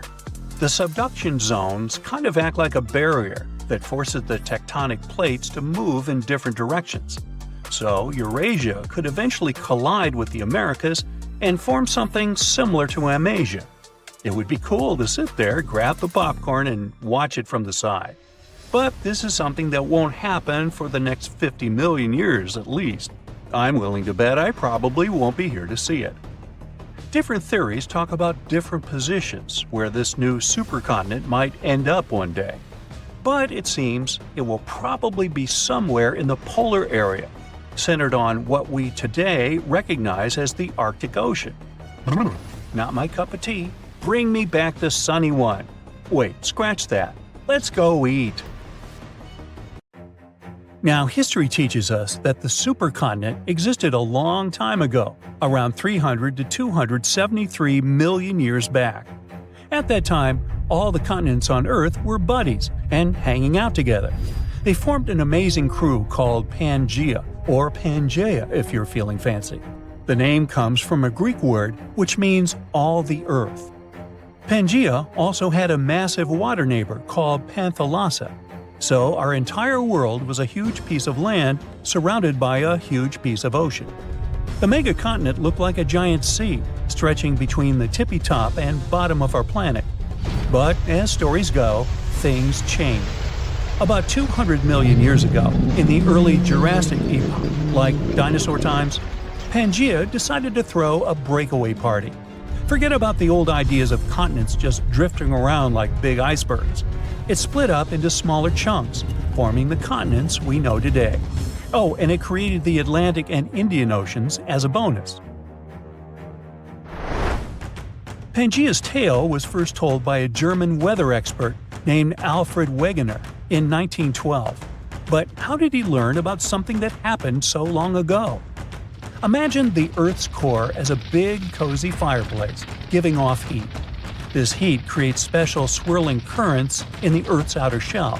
We can think of it as the Earth's crust, which looks like a big puzzle with many puzzle pieces. The hot currents make these puzzle pieces, called crustal plates, move around.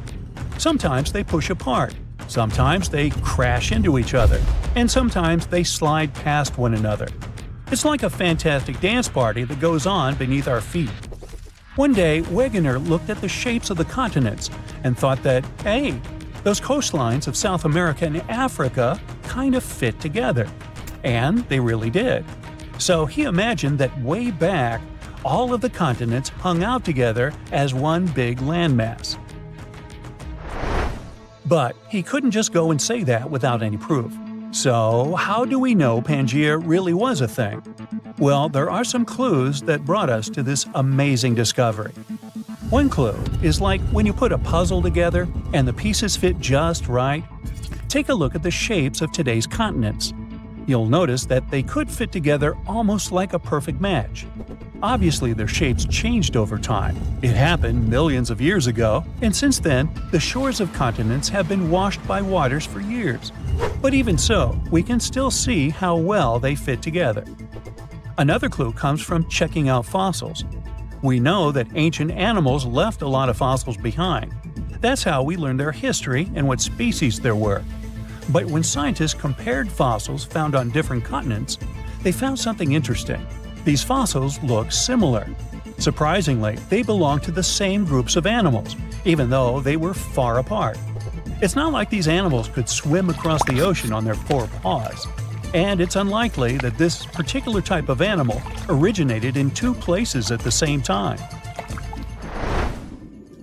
And finally, the mountains. Imagine exploring underwater and finding huge mountains in the oceans. These underwater ranges and deep trenches are like scars from when Earth's tectonic plates moved around. They serve as another proof that the continents are part of something bigger. When you look at these things together, you get a pretty clear picture. The Earth's continents were once huddled together in the supercontinent. They've since gone their separate ways, but the memories of their grand adventure are still written in the shapes of coastlines, the rocks they left behind, and many more. But it's obvious to us now. At the time of Wegener's discovery, there were different ideas flying around. Some folks thought that the continents sank down to make the oceans, but Wegener had a different take. He thought that the continents are always on the move. He even came up with a fancy phrase, continental drift, to explain it. Later, he was joined by another scientist named Alexander du Toit. He added a little twist to the story, suggesting there were two original continents, Laurasia in the north and Gondwana in the south. But the real party didn't start until the 1960s, when scientists figure out the secret ingredient in this recipe, plate tectonics. And finally, this theory explained everything Wegener and du Toit talked about. Wegener's theory was proven correct after 50 years. As time passed, we learned more and more about our planet. We found out that the Earth used to have multiple supercontinents. Before Pangaea, there was a megacontinent called Rodinia around 1 billion years ago. And later on, Pannotia joined the scene about 600 million years ago. What's interesting is that the continental drift story is far from over. Our continents are always on the move. Africa is giving Europe a friendly bump, and Australia is playing a game of bumper cars with Southeast Asia. You know what's on the horizon? Another supercontinent. So, how will this next supercontinent come together? Well, there are 4 major possibilities: Novo Pangaea, Pangaea Ultima, Orica, and Amasia. These might sound like superhero names, but they're actually ways the puzzle pieces could fit. Let's look at them all. First, Novo Pangaea. You know how there's the Atlantic Ocean on one side and the Pacific Ocean on the other? Well, if these oceans keep doing what they're doing now, the Atlantic will keep opening up while the Pacific squeezes in. If that happens, the Americas, North and South America, will give each other a big high five. And Antarctica, that icy land way down south, will join the fun too. It'll be drifting northward. Next, Pangaea Ultima. In the future, the Atlantic Ocean might get tired of being so wide. It might decide to slow down and shrink a bit. The Americas and the northward drifting Antarctica will probably crash into Africa and Europe. And just like that, a brand new supercontinent forms. There are these spots where the ocean floor is sliding underneath the land. It's like a secret underwater passage. These spots are called subduction zones. So if these secret tunnels will be spreading and spreading all along the east coast of the Americas, Europe, and Africa might come together again. and they'd form a supercontinent. This supercontinent would be surrounded by the Pacific Ocean. The next possible supercontinent is Orica. In this scenario, the Pacific and Atlantic Oceans might decide to take a nap and close up.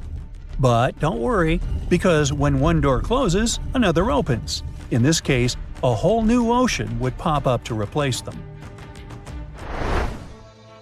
Imagine a big crack in the ground cutting through Asia, like a zipper opening up. This crack is called the Pan-Asian Rift, and it would become a brand new ocean. With this new ocean comes a new supercontinent, Orica. Australia is currently drifting northwards, like it's trying to find a nice spot at the center of our planet. East Asia and the Americas might join in from both sides. After that, Europe and Africa might link up with the Americas, and boom, Orica. And finally, Amasia. It might form if some of the tectonic plates go north. They can take continents like Africa and Australia along for the ride. They'll be hanging out around the North Pole. All the continents except Antarctica might come together.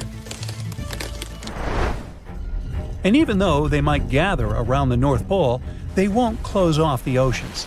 The Atlantic and Pacific Oceans would still be open for business.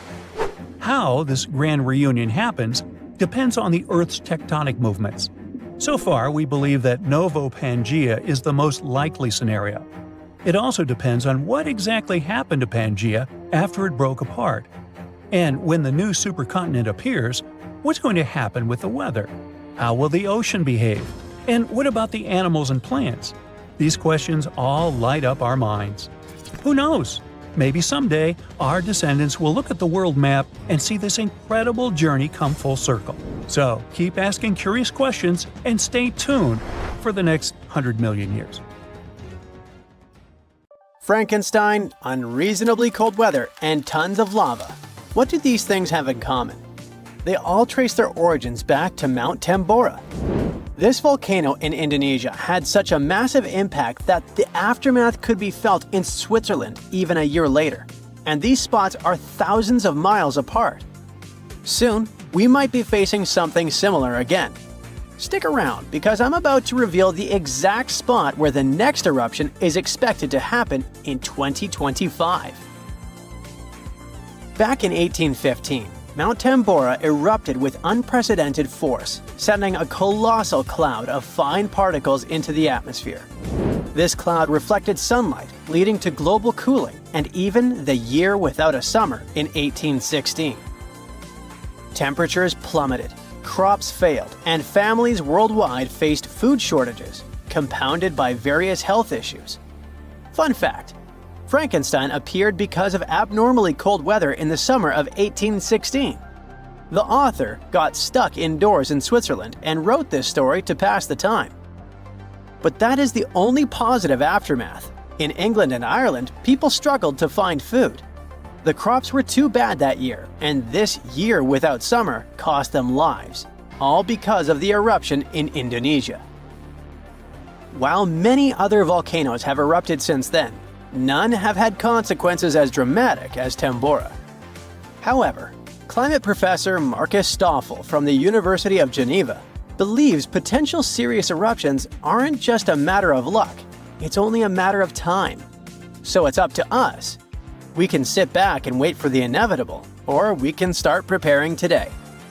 This future eruption will happen in a world that's vastly different from the one in 1815. Not only is our planet more densely populated now, but we've also experienced irreversible changes that affect our daily lives. Now, if you think volcanoes are always the bad guys, think again. They've actually played a crucial role in shaping our planet. They help with land formation, atmospheric development, and climate modulation. Just look at Yellowstone, for example. When thick lava oozed to the surface, it spread across the landscape and transformed the area forever. When volcanoes blow their tops, they release a mix of lava, ash, and gases, including carbon dioxide. But don't worry, compared to the emissions from fossil fuels, the amount from volcanoes is pretty tiny. What scientists are really keeping an eye on is sulfur dioxide, because it can have a big impact on our climate. When a major volcanic eruption happens, it can send sulfur dioxide soaring into the stratosphere, which is about 7 miles up in the atmosphere. Once there, it transforms into tiny aerosol particles that scatter sunlight, helping to cool the planet. This cooling effect isn't immediate though. Those particles can hang around for a couple of years and even circulate all around the globe. Nowadays, we've got special equipment to monitor sulfur dioxide emissions from space. Take Mount Pinatubo in the Philippines. During its eruption in 1991, it released around 15 million tons of sulfur dioxide. Now, while that's a lot, it wasn't quite as massive as the eruption of Tambora. Still, Pinatubo managed to lower global temperatures by about 0.5 degrees Celsius for several years. Tambora, on the other hand, dropped average global temperatures by about 1 degree Fahrenheit. I know what you might be thinking. That's not much, but trust me, it makes a difference. If the planet warms up by just 1 degree Fahrenheit, it could really mess with sea levels. Experts think we might see a rise of up to 8 inches by the end of this century. This could wipe out a lot of farmland and coastal habitats, which would be a huge blow to many communities.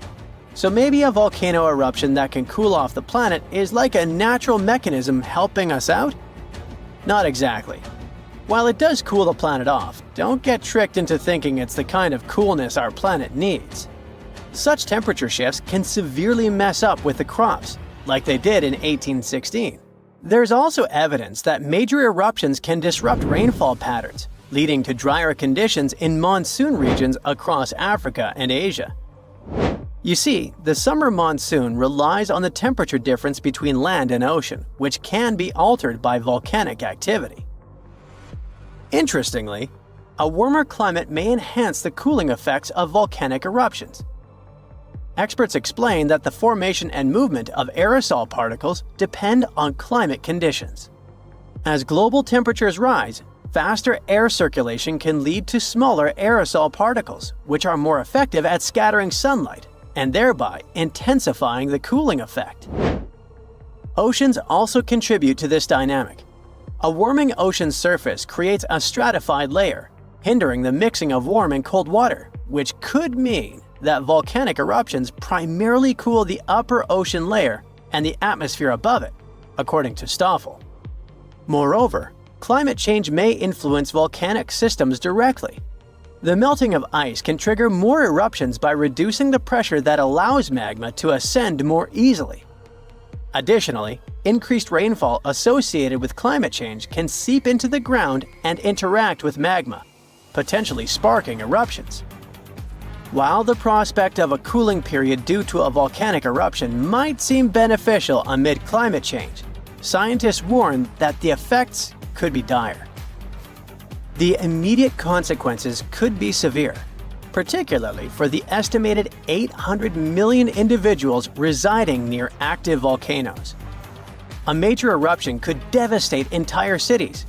For example, Campi Flegrei, located near Naples, Italy, is showing signs of increased activity and threatens the lives of about 1 million people. Now, if you're from Oregon, beware, as experts say this state might experience volcano eruptions. Are you scared? Don't be. It's actually not as scary as it seems. Let me explain why. There are more than 80 volcanoes in Oregon, but we're not interested in a single one of them because it's an underwater volcano that is likely to erupt in 2025. Axial Seamount is the most active volcano in the Pacific Northwest, yet it remains largely unknown to the public due to its location approximately 300 miles offshore and nearly a mile beneath the ocean's surface.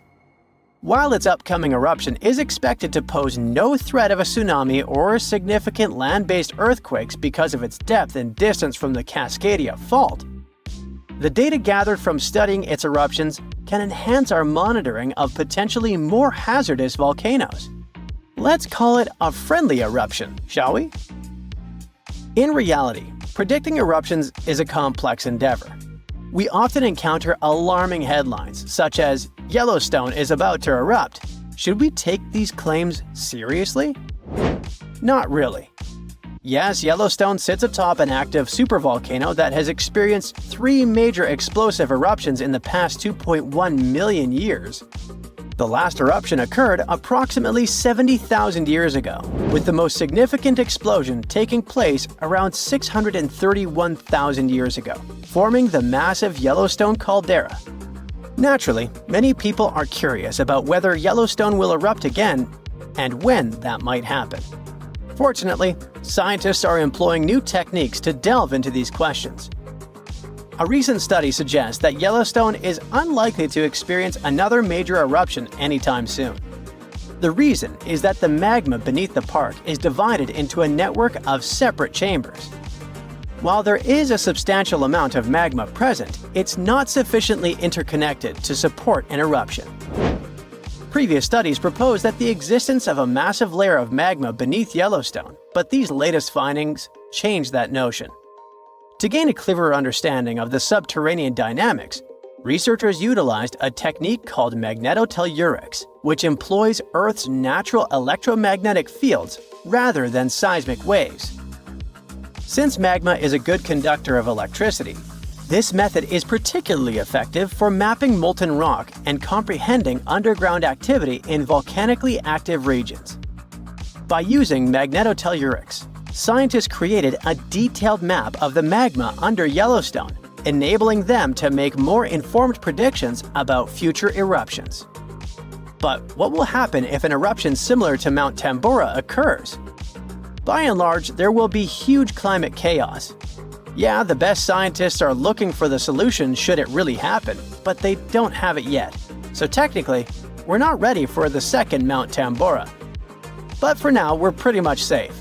No major eruptions are predicted. Whew! Scientists claim that Icelandia was a region between Greenland and Scandinavia that was more than 230,000 square miles, but is now underwater. The Earth was once a large pizza pie, with all the continents connected to each other millions of years ago, otherwise known as Pangaea. The North Atlantic region we know today was dry land from about 335 million to 175 million years ago.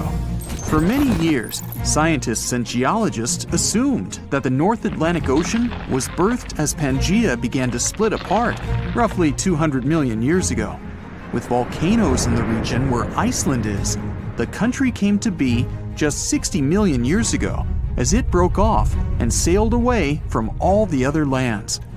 And since the Earth was like a large pizza pie, it divided like one.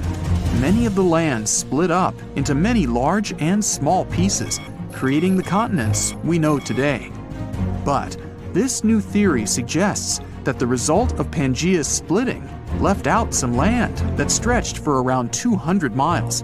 And just about 10 million years ago, that piece of land submerged in the waters on the eastern and western side, leaving the tip of the land, which is now Iceland. When plate tectonics move, they grind on each other, which gave shape to our current landscape, all thanks to the mantle. This new radical theory goes against everything written in history books and what scientists have been studying. They began shaking heads, drawing lots of skepticism and criticism. But by analyzing the ocean floor under Iceland and the Earth's crust, we can assume that this idea isn't far-fetched. The crust beneath Iceland happens to be a lot thicker than the typical ones. Oceanic crust is made up of unique melted rocks compared to the land crusts where we walk and live on, and is a lot more denser. The thinnest layer on Earth is the crust, where life takes place. It's essential for water, growing food, gathering natural resources and minerals, and breathing in oxygen. It sinks below to the bottom, but right above the Earth's mantle. It also refreshes itself, since it constantly gets recycled into the mantle and back up. This is why the rocks in the oceanic crust are around 25 miles thick, compared to just 5 miles anywhere else. This is also reasonable given that it's in a hotspot for volcanoes. Magnetic surveys of the ocean floor show layers of molten crust in stripe patterns.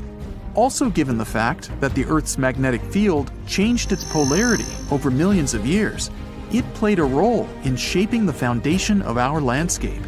But there isn't any concrete evidence to prove this new theory just yet. One of the first steps is to start digging the ocean floor near Iceland. Zircon is a very sturdy mineral that can last for billions of years despite erosion in the Earth's crust. By taking samples and studying them, researchers can estimate the geological age of the continents. This will make sure the crust is oceanic, which is thicker, or continental, which is the regular crust we walk on. This isn't an overnight project and would come with a hefty cost. Another way is to do seismic surveys that can measure echoes conducted on research ships. Drilling holes miles deep in the crust can also help with the research. But this would cost more than studying the zircon minerals. Some fossilized plants unique to both Scandinavia and Greenland might prove that Icelandia was once on the surface and possibly scattered with trees. It wasn't a cold land as it is today, so it may have had forests. But scientists still haven't found fossil evidence of animals common in both lands to suggest anything. But maybe time will tell. The theory goes deeper, which suggests that there was a greater Icelandia. With Iceland, Ireland, Britain, Scandinavia, and Greenland all in one microcontinent, it could be a destination of winter enthusiasts and great for skiing. It could be possible to connect Canada to Greater Icelandia by train over the ocean, which would open up the economy even more. Iceland is around 40,000 square miles, which is already quite big. And if the Greater Icelandia was present today, then Europe would be a completely different continent. Many theories are circulating about other possible hidden microcontinents around the world. Scientists aren't certain of the possibility of Icelandia's existence, but if all the studies conducted were done correctly, then the theory could change everything we know about Iceland and the North Atlantic Ocean. And this could pave the way for other sunken microcontinents around the world. Another theory out there is that New Zealand was the tip of a lost subcontinent, even bigger than Icelandia, called Zealandia. Studies show that it's separated from the supercontinent Gondwana between 79 to 83 million years ago. Scientists claim that it's the thinnest and youngest continent discovered underwater. Craton is a core rock that acts as the main foundation for most continents. It's at least 1 billion years old, but the continental crust that makes up Zealandia is just half of that, which makes it quite young. That means some craton is missing, even though it holds some leftovers of older rocks and parts of the mantle. They're estimated to be as old as 2.7 billion years old. Scientists did some studies on the zircon crystals from New Zealand and found out that they're as old as 1.3 billion years old. The rest of the continents are more than 3 billion years old. Scientists studied the composition of the rocks in the bottom of the ocean around New Zealand. They're made up of silica and granite, which are found in continental crusts. The ocean floors mainly have magnesium and iron-rich rocks. They're also thicker and higher than regular ocean crusts around it. They conducted some studies and collected magnetic and topographic data to see the link between the Tasman and Coral Seas in the Cato Trough region. This is the narrow strip between Zealandia and Australia. Satellite data tracked tiny faults in the Earth's gravity to map out the crust of the ocean floor surrounding the area. They saw the mass that makes up Zealandia quite visible and almost the size of Australia. Even though the signs are there, this doesn't prove anything. It's possible that there are a bunch of microcontinents which all split apart when Australia broke free of Gondwana. Back then, the supercontinent was made up of South America, Antarctica, Australia, Zealandia, Arabia, and the Indian subcontinent. New Zealand is already not the biggest country out there, but if the theories are correct, then Zealandia will be 6 times its original size. Mauritius is a young island that's only a few million years old. Just 1,200 miles off the coast of Africa, it's believed that the tiny island came to life around 9 million years ago. The underwater volcanoes in the region spewed out so much lava that it formed the land today. But scientists found zircon rocks that are more than 3 billion years old. It may also be part of a continent submerged underwater called Mauritia, which is just a quarter of the size of Madagascar.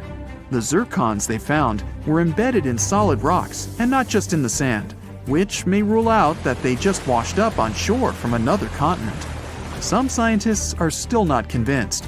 They suggest that discovering rocks that stand out from the other typical ones brought by an eruption could skew the scientific community to this theory.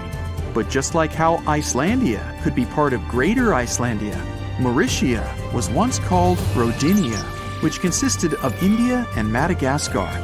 Theories suggest that Mauritia was covered in water when India broke away from Madagascar, something like 85 million years ago. So get this. Taylor Swift takes a flight from Los Angeles to Tokyo that leaves at 10 a.m. on February 20th. She's on the plane for 12 hours, but she lands only at 2 p.m. the next day in Tokyo. That's a 28-hour difference. So, how did this time warp happen? Well, it's all because of this wonky line. This is the International Date Line. You know, that imaginary line that slices the globe in half and decides who gets to celebrate the new year first? It's the Line Islands, by the way. But crossing this line doesn't just make you feel like you've stepped into a transporter. It actually changes your day. Cross from east to west and boom, it's 24 hours later. If you travel in the opposite direction, crossing the line from the western side to the eastern side, you go back an entire calendar day. Now, you'd think that the International Date Line would be a nice, neat, straight line in the ocean where the time zones switch. But in reality, it's as if someone took a ruler and said, let's make this complicated. The line zigzags all over the place, wrapping around islands and causing all sorts of head-scratching confusion. For instance, Big Diomede Island and Little Diomede Island are only 2.5 miles apart, but have a 21-hour time difference. And things can get a little more complicated depending on which time zone a country follows. For example, if you travel 659 miles across the date line from Baker Island to Tokelau, you must add 25 hours. In other words, that's 1 day and 1 hour. And if that doesn't sound weird enough for you, wait, it gets crazier. When it's 6 o'clock in the morning on Thursday in New York, it's still Wednesday night in American Samoa. Meanwhile, over in Kiribati, it's already Friday. Yep, we're talking about 3 different calendar days happening at the same time because of this one imaginary crazy line. This phenomenon occurs every day between 10 o'clock and 10:59 in the morning. So, why does the International Date Line look so ridiculous in the first place? Well, great question. Although these zigzags may seem completely arbitrary, they actually have a logical basis. It's pretty much a made-up concept based on the Earth's rotation. The Earth is always spinning, thank goodness, and it takes about 24 hours, or a day, to complete one full rotation. To keep things in sync, people took the Earth and divided it into 24 time zones, each 15 degrees apart. But what is the starting point for a day on Earth? Well, basically, people needed to figure out which of these 24 zones or lines would be the starting line, or the chronocenter. They needed a reference point, a line where they could begin adding or subtracting time as you move east or west. That line is what we now call the prime meridian. But here's the catch. Deciding where to put this starting line, the prime meridian, is totally arbitrary. The idea of establishing a line where days begin and end goes all the way back to at least the 1300s. Back then, map makers were doing their own thing, picking their own east-west dividing lines called meridians, which, by the way, is just a fancy Latin word for midday. Without a universal standard for when a day officially started or ended, sailors on long voyages just had to wing it, figuring out how to handle the time they were gaining or losing along the way. So, in 1884, people decided to organize this whole mess. 25 nations gathered at the prestigious International Meridian Conference in the United States with one big goal: to decide on a line that would serve as the official prime meridian. Finally, like it or not, they were determined to create the International Date Line that the whole world would accept and would follow from that point forward. The prime meridian was established in Greenwich, England, and the International Date Line was placed on the opposite side, running through the 180th meridian. Well, sounds simple, right? But that's when the nightmare really began. The chosen international dateline didn't just wander through uninhabited areas. Oh no! It split some countries in half and created all sorts of chaos. I mean, if you divide the world with a completely straight vertical line, you end up with situations where half of a country is one day ahead and the other half is one day behind. Take Kiribati, for example. The country is primarily centered in the Gilbert Islands, which sits just west of the international dateline. However, in 1979, their territory got a little bigger with the Phoenix and Line Islands, which are way east of the dateline. Suddenly, Kiribati was straddling the international dateline. This created a bit of a headache for businesses. Folks on either side could only communicate by radio or phone for 4 weekdays a week. Now, to fix this quirky situation, Kiribati decided to skip Saturday, December 31st, 1994, right off the calendar. So Friday, December 30th, turned into Sunday, January 1st, 1995. And just like that, New Year's Day came a day early. Woohoo! After that, the dateline moved eastward to go around the entire country. So the same thing that happened to Kiribati happened to other countries as well. For example, when they got to the Aleutian Islands in Alaska, the line made another detour to include them. And when they got south of the equator, well, guess what? Another eastward bend to cover even more islands. And that's pretty much why the straight line started to get a bit ziggy-zaggy. This wonky line is designed to avoid land as much as possible, so there's less hassle when it comes to changing days. So, no, you can't stand between the international dateline, like having one foot in one day and the other in the next. But you can cross it by boat. In fact, some fancy trans-Pacific cruises even offer a time travel package for adventurous travelers who want to cross the line and jump into the future. Now, in the end, the international dateline looks this ridiculous because it was constructed based on a series of arbitrary decisions, historical quirks, and a whole lot of confusion. But it's not just because people organized it in the 19th century that there is no confusion regarding time zones today. Another thing that the prime meridian establishes is Coordinated Universal Time, the famous UTC. Now, UTC never changes for daylight savings time or anything else. However, in 1908, Canada decided to spice things up by creating Daylight Saving Time, or DST. Their idea was to set the clocks 1 hour ahead of Standard Time to make better use of sunlight in the spring and summer and fall evenings. The idea was so brilliant that most countries jumped on board, but not everyone. Just look at Nepal. They have never ever used the Daylight Savings Time, which means their clocks do not change throughout the entire year. As you probably know, countries with large territories often have more than one time zone. Just like the United States, which has 11 time zones. Australia has 9, while India is a special case. Look, India is a big country with an area that stretches around 1,800 miles from west to east. So it should have 3 time zones in total, but they only have 1. This means that the sun rises almost 90 minutes earlier in Dong in the Far East than in Gujarmoti in the West. And why do they have only 1 time zone? Well, basically, because they can. Just remember that the international dateline and time zones are invisible, artificial, and now you know, totally arbitrary. So if a country wants to stick with just 1 time zone to simplify processes and business operations within its border, then hey, why not? Imagine standing in the middle of Europe 40,000 years ago. The landscape is rough, cold, and unforgiving. Fast food is scarce, and there's no internet. Suddenly, from out of the woods steps a figure, stocky, strong, and with a face that is quite unusual. This human looks similar to us, but something about them is different. Their brow is heavy, their nose is broad, and their body seems to be built to fight nature itself. Well, congrats! You've just met a Neanderthal. You might have thought that Neanderthals were basically ancient humans, but that's not really true. We come from the same genus called Homo, but we, all modern humans, belong to one same species called Homo sapiens. However, there used to be lots of human species before, and Homo neanderthalensis was just one of them. And they actually were kind of cooler than us. So what in the world has happened to them? Neanderthals lived for a long time, for about 360,000 years, across Europe and parts of Asia. 40,000 years ago, the place we now call southern Italy was sitting on top of a huge disaster, a massive supervolcano called Campi Flegrei. This big boy is huge, about 9 miles wide. That's about 10 to 20 minutes in a car to get across it all. But there were no cars then, remember?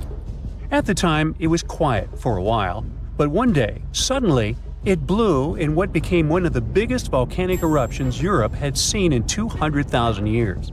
The catastrophe was so crazy that ash, gases, and debris altered the climate across the entire continent.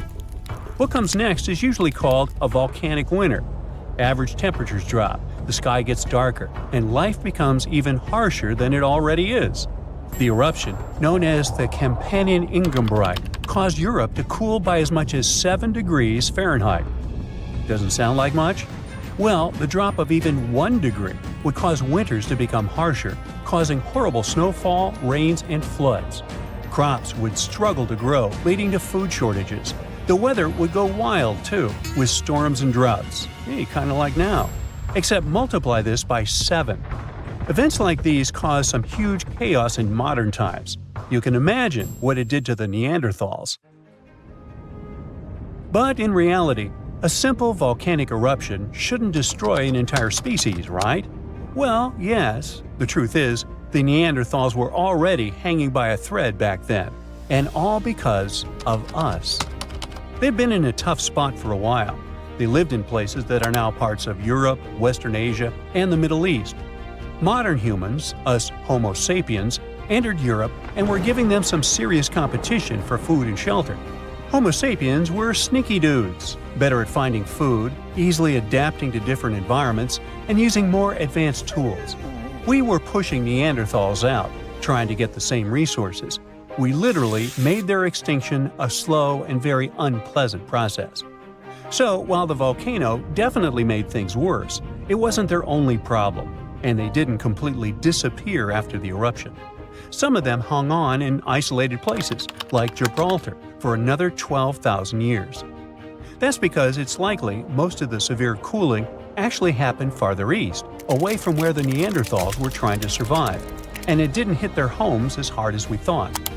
In fact, the eruption may have even helped them, at least for a while. Some scientists say that the volcanic fallout might have slowed down modern humans' expansion into Neanderthal territory and gave the poor fellas a little more time to survive. So, the Campi Flegrei eruption was a nasty event, but it only delayed the inevitable. Campi Flegrei is a wild card. It's also known as the Fields of Fire.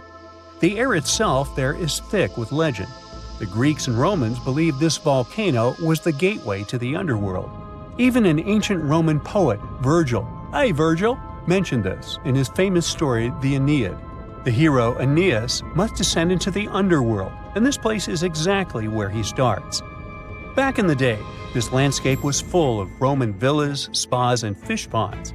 The elite had the time of their lives there.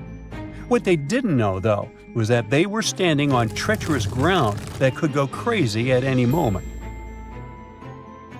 The Campi Flegrei is not your typical volcano. You'd imagine a single towering peak, but the landscape looks deceivingly calm, with small features popping up here and there. But if you flew above it, the sight would be insane. A gigantic circular basin, peppered with volcanic cones and craters, like scars from the Earth's violent past. The danger here lies in its subtlety. The ground beneath your feet is constantly shifting, even when you don't notice it. Every so often, the land rises, only to sink again, sometimes by several feet, as magma or gas moves beneath the surface. It's incredibly creepy. The risk is almost invisible. The Campi Flegrei is a massive depression formed by 2 colossal volcanic eruptions. One of them was the one that cooked Neanderthals, and another happened 15,000 years ago. The most famous eruption, though, happened in the 16th century, and it was horrifying. The year was 1538. For years, the people of Paswali had noticed something unsettling. Land that once sat below the waves was slowly rising. What was once the sea had become new ground. Rumblings from deep within the Earth were terrifying, but had become a normal part of life. Earthquakes started in the early 1530s, small at first, but in just 8 years, they became the norm. Until one day, on September 28th, horrifying tremors shook the ground. By the next evening, as the sun dipped below the horizon, a massive crack ripped open the earth near the ancient Roman town of Tripurgoli. From this gash spewed fire, smoke, and a rain of volcanic ash miles away. It was thick and muddy, likely mixed with underground water. The ground trembled as hot pumice rock was thrown high into the air. And then a new mountain began to rise from the land. This was the birth of what we now call Monte Nuovo. Eventually, things seemed to calm down, as if the earth was catching its breath. For days, things seemed quiet. Locals relaxed a bit. They began to approach the new mysterious volcano, a crater with something that resembled boiling within it. People visited it like a new attraction. But then, just days later, the disaster struck again.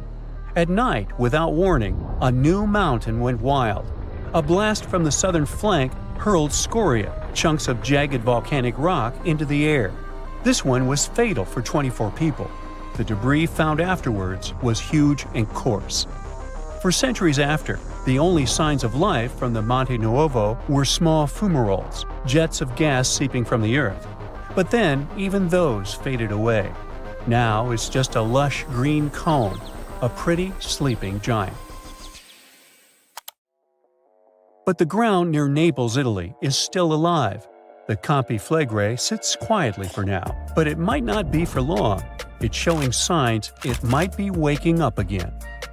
This supervolcano looks like a hellish landscape, with its boiling mud pits, geysers, and steam vents.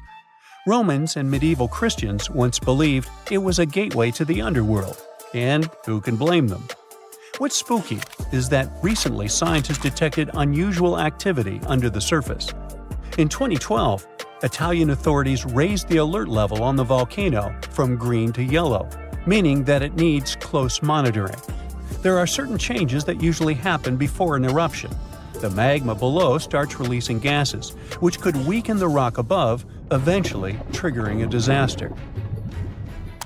Unfortunately, no one can predict exactly when or if it will erupt.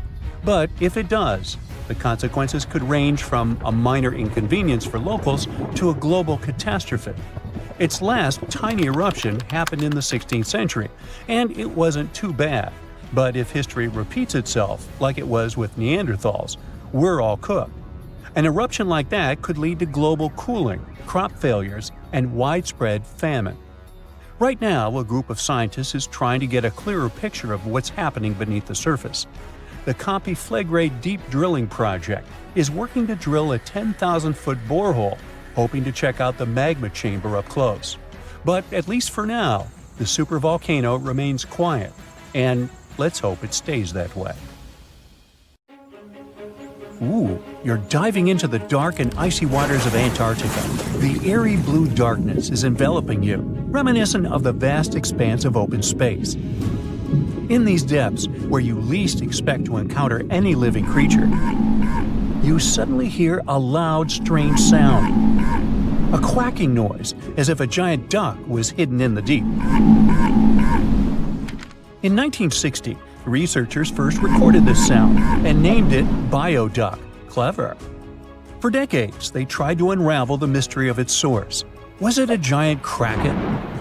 An extraterrestrial spaceship that had crashed into the ocean? A mysterious sea monster? Or perhaps an enormous duck? There were many versions, one more bizarre than the other. Oceanographers detected similar sounds in other locations as well. Off the western coast of Australia and near New Zealand, they recorded similar but higher pitch signals, which they named bio-goose. It seems the creepy atmosphere of the story disappears with such names. Anyways, these sounds were not isolated incidents. They happened multiple times with consistent intervals. Many initially thought the source must be mechanical, given the regularity of the sounds. However, studying the oceans in the latter half of the 20th century was challenging because of limited technologies. Nevertheless, scientists persisted in collecting data on bioduck and biogoose, driven by their insatiable curiosity. As more data accumulated, so did the theories. But scientists eventually uncovered the mystery. Bioduck turned out to be a form of communication with a biological origin. When researchers analyzed the repeating sounds, they noticed that the signals never overlapped. One source would speak while the others remained silent, suggesting a form of communication. The question remained, which ocean creature possessed such an extraordinary method of communicating through varied frequency sounds? The answer, as many have guessed, is whales. Scientists compared the bioduck sound from Antarctica with the calls of minke whales and found striking similarities. The biogoose sounds from the waters off Australia and New Zealand likely belong to other species or very young minke whales. This discovery, however, only deepened the mystery. What purpose did these sounds serve?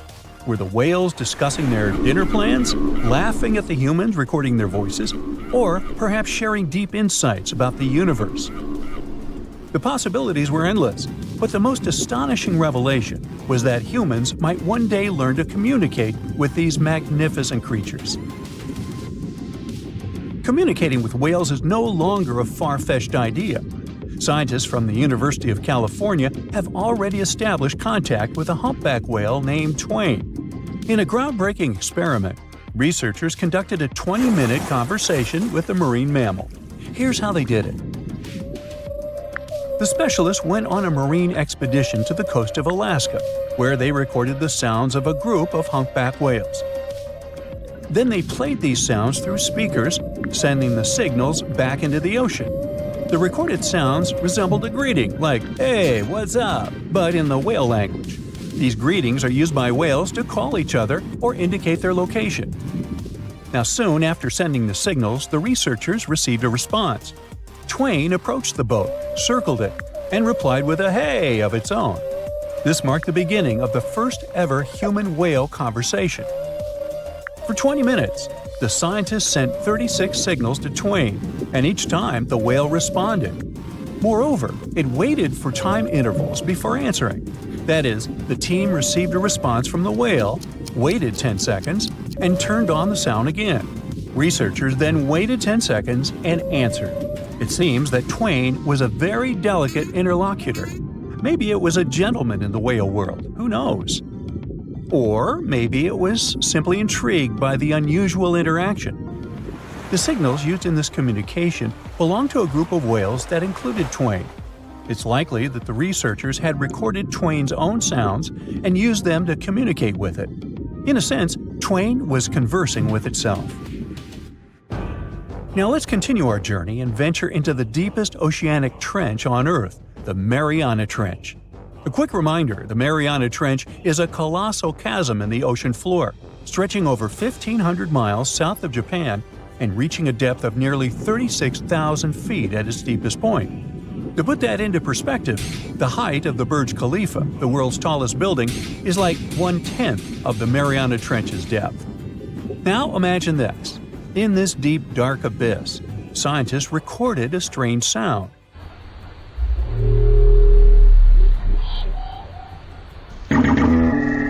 Unlike bioduck, this sound resembled something from a science fiction movie, a low rumble, followed by a metallic ping.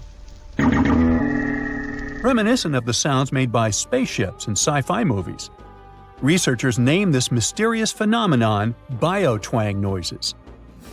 Scientists first detected this strange sound in 2014 during an acoustic survey of the Mariana Trench, and they quickly identified its source: whales, specifically Bride's whales. Using artificial intelligence, researchers analyzed around 200,000 hours of audio recordings from the ocean and found matches with a group of Bride's whales. Like other animals, these whales use sounds as a form of communication. Now, did you know what else was found at the bottom of the Mariana Trench? A plastic bottle. It's unlikely it was done by a kraken or a whale or some type of monster. Everything is simpler here. The bottle ended up there because of a human. But that's a topic for another video. Okay, let's deal with one more sound. No whales this time, just a mysterious sound in the loneliest place on Earth. This place is called Point Nemo, and that's why it's so lonely. Located in the South Pacific Ocean, Point Nemo is the most remote spot from any land. The nearest island is 1,450 nautical miles away. It's about the same long distance from land in all other directions. Moreover, here, there's almost no marine life, since few water currents reach this spot, and therefore few nutrients are supplied. In a sense, it's a water desert. And so, in 1997, oceanographers recorded a very strange and frightening sound coming from the depths in the area of Point Nemo.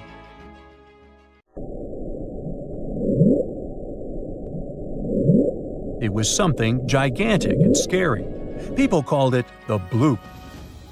As soon as journalists found out about this phenomenon, people around the world began to invent the most fantastic versions. The most popular of them was that the sound source was a giant sea monster, kraken, or some other creature. The hype around the bloop didn't last very long. Scientists managed to find out the nature of the mysterious noise. It turned out it belonged to an iceberg.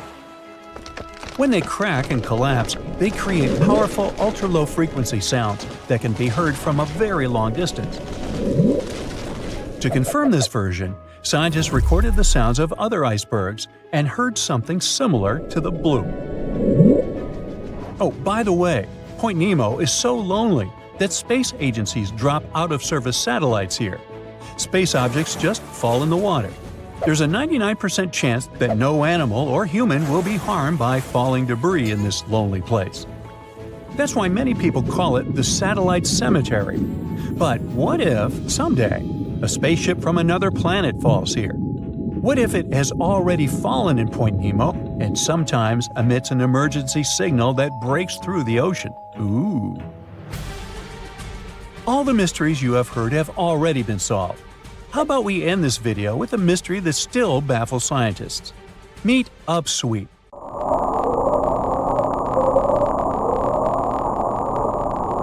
One of the most mysterious sounds ever recorded in the ocean. It's not just noise, it's a series of short ascending tones repeated at intervals of several seconds. It was first discovered in 1991 using hydrophones installed in the Pacific Ocean. At first, oceanographers suggested that upsweep could be associated with volcanic activity or underwater earthquakes. But the seasonal nature of the sound and its intensity change depending on the time of year, which rules out these versions. People began to consider hypotheses related to the biological life of the ocean. They studied the migration routes of marine animals and their behavior at different times of the year. However, despite all efforts, the sound source has not been identified. Some studies suggest that upsweep may be associated with certain species of fish or other marine animals that make sounds for communication or navigation, but no one has been able to prove it. There's something really bizarre going on at these 12 points scattered across the Earth. The vile vortices, as they're called, are these creepy spots over the Tropic of Cancer, the Tropic of Capricorn, and the North and South Poles, where weird forces seem to take over. You've probably heard of the most famous one, the Bermuda Triangle. It's believed that more than 50 ships and 20 airplanes have mysteriously disappeared in this area, which is located between Florida, Bermuda, and Puerto Rico. But what most people don't realize is that the Bermuda Triangle actually has 11 siblings, and these other spots can be even more terrifying. Let's start with Mohenjo-Daro. This was a thriving city located in what is now Pakistan. Built around 2500 before the Common Era, this urban center was once home to about 40,000 people. But then, suddenly, people abandoned it by the year 1700 before the Common Era. In the 1940s, an archaeologist discovered 39 human skeletons at the site, which fueled the theory that the city was invaded by some other civilization at some point. But honestly, it's hard to confirm that, since archaeology doesn't really explain the city's sudden destruction or the disappearance of its people. It's led to a bunch of bizarre theories.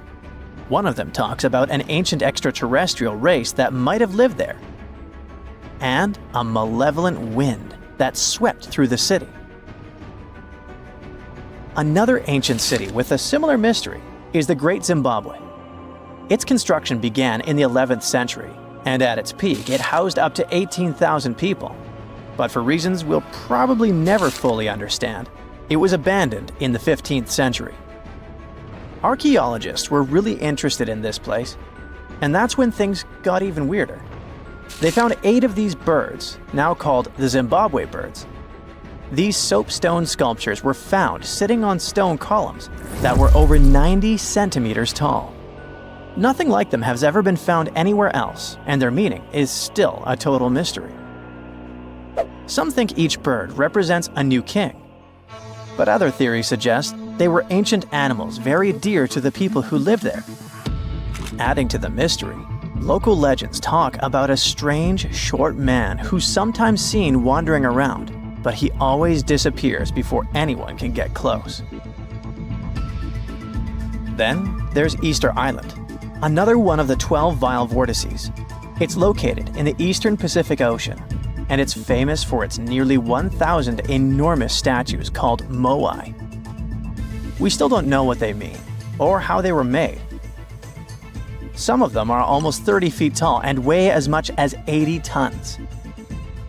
Today, it wouldn't be that tough to move and carve these statues, but we're talking about a period between the years 1100 and 1680.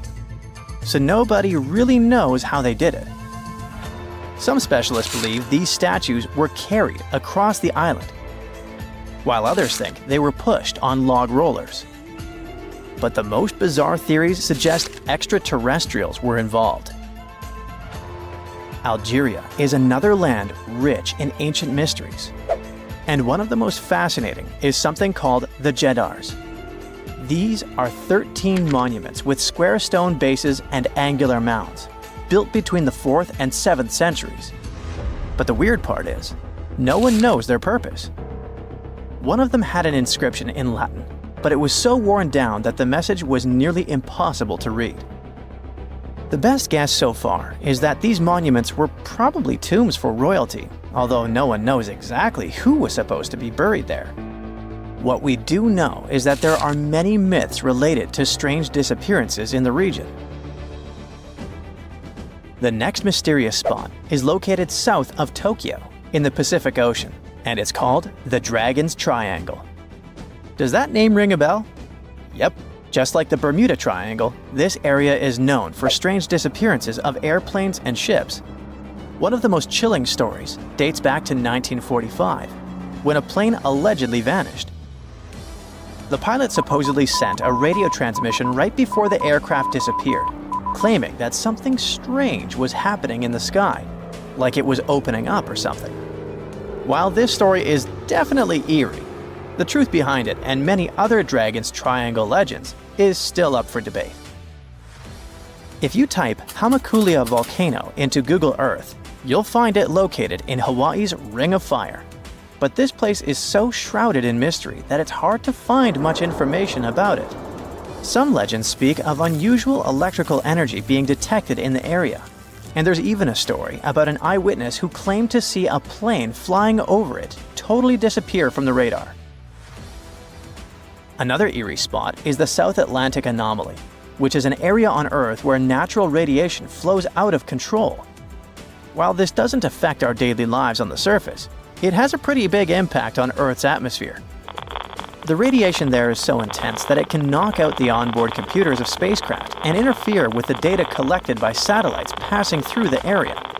To deal with this, specialists had to add an additional shield to the International Space Station. The South Atlantic Anomaly is also linked to a weird event that astronauts experience called cosmic ray visual phenomena. They've reported seeing random flashes of light or shooting stars out there in space, but it's all just some kind of illusion. From wild radiation to strange seismic activity. The Wharton Basin in the Indian Ocean is a place known for unusual tectonic events. In April of 2012, a massive earthquake measuring magnitude 8.6 hit the region. This was considered the largest intraplate earthquake ever recorded, meaning it happened within a tectonic plate rather than at its boundary.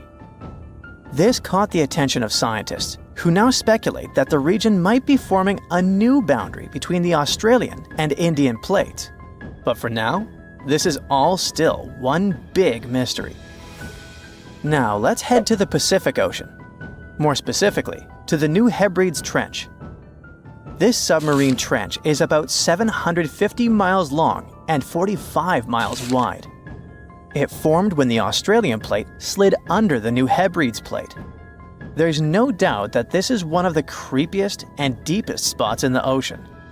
The danger isn't just down in the deep sea either, as this trench has been connected to several earthquakes that affected New Caledonia and Vanuatu. This area also has some strange features. For example, when scientists explored it, they didn't find a single grenadier fish down there. This type of fish is one of the most common deep-sea creatures you would expect to see in trenches around the Pacific. So why aren't they around the New Hebrides Trench? Maybe they know something we don't. The two remaining vile vortices are the North and South Poles. These two are on the opposite ends of the planet, but they share one thing in common: strange disappearances. One of the most famous stories from the North Pole happened in 1897.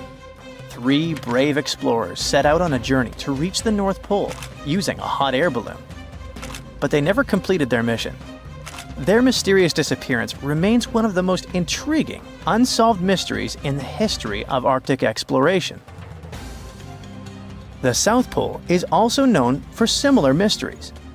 It's believed that hundreds of people may be buried beneath the snow and ice of the coldest continent on Earth. Even with all the advancements in technology and knowledge, the South Pole can still be extremely dangerous for anyone who ventures there. The temperatures can drop to almost minus 130 degrees Fahrenheit, and the winds can get up to 200 miles per hour. And that's definitely enough reason to stay away. Now that you're familiar with the 12 vile vortices, let me tell you something even stranger. If you look at a map, you'll see that these places are arranged in a way that looks pretty similar across the globe. Here's the weird part. If you connect these spots where unexplained events have occurred, you actually form the geometric shape of an icosahedron. This could be just a huge coincidence, but the fact that these mystery spots align with this shape makes them even more intriguing. You'd be surprised to find out the life-changing discoveries a person can make just by browsing Google Maps. Like this guy, who found a suspicious crater and might have made a major scientific discovery. In 2024, Canadian Joël Lupoint was planning a casual camping trip in his homeland. He opened Google Earth and zoomed in Quebec's Côte-Nord region. That's when he saw it, this unusual rounded structure. The measurement was impressive, 9.3 miles from one point to another, and there seemed to be a lake next to it. He was quick to print the screen and sent the image to a French geophysicist to see if he knew anything about it. Most times these images turn out to be nothing, or simply Google Earth watermarks. But he was surprised when he opened his email and saw the scientist's reply. The geophysicist said that, judging by the looks of the topography, Lupoint could have discovered a meteor impact area. Now, impact areas are really hard to identify. Since they've been around for millions of years, most of their shapes have been heavily changed by erosion. Scientists call these areas impact structures. They're usually circular or crater-like and are made up of deformed bedrock. It happens when a meteor falls into the surface of the Earth. Here's the thing. Since the crater has huge walls around it, these areas are usually mistaken for mountain ranges. That's what left the Canadian explorer confused. But the French geophysicist that analyzed the case gave him hope. That weird formation in Quebec had been classified as a type of volcanic formation. After Lupoint brought this subject back to the agenda, scientists had to dig a little deeper to find the truth. Until this recent discovery, scientists thought the area looked like that due to some volcanic formation. This is actually normal, since other things such as volcanism and sinkholes can be mistaken for impact craters. To verify, they asked for some samples of the site. This is a more reliable way to fact-check whether a meteor landed there or not. When the meteor hits the Earth, it brings different types of minerals from outer space. That's the wonderful thing about impact craters. They reveal a link between Earth and the outside universe. By now, scientists have cataloged most of the minerals that are native to our planet. When they're searching for an impact structure, they usually look for things such as tinnite and chemisite, which can only be found in meteors. The biggest known impact crater in the world is the Vredefort crater, located in South Africa. This big thing was formed some 4 billion years ago.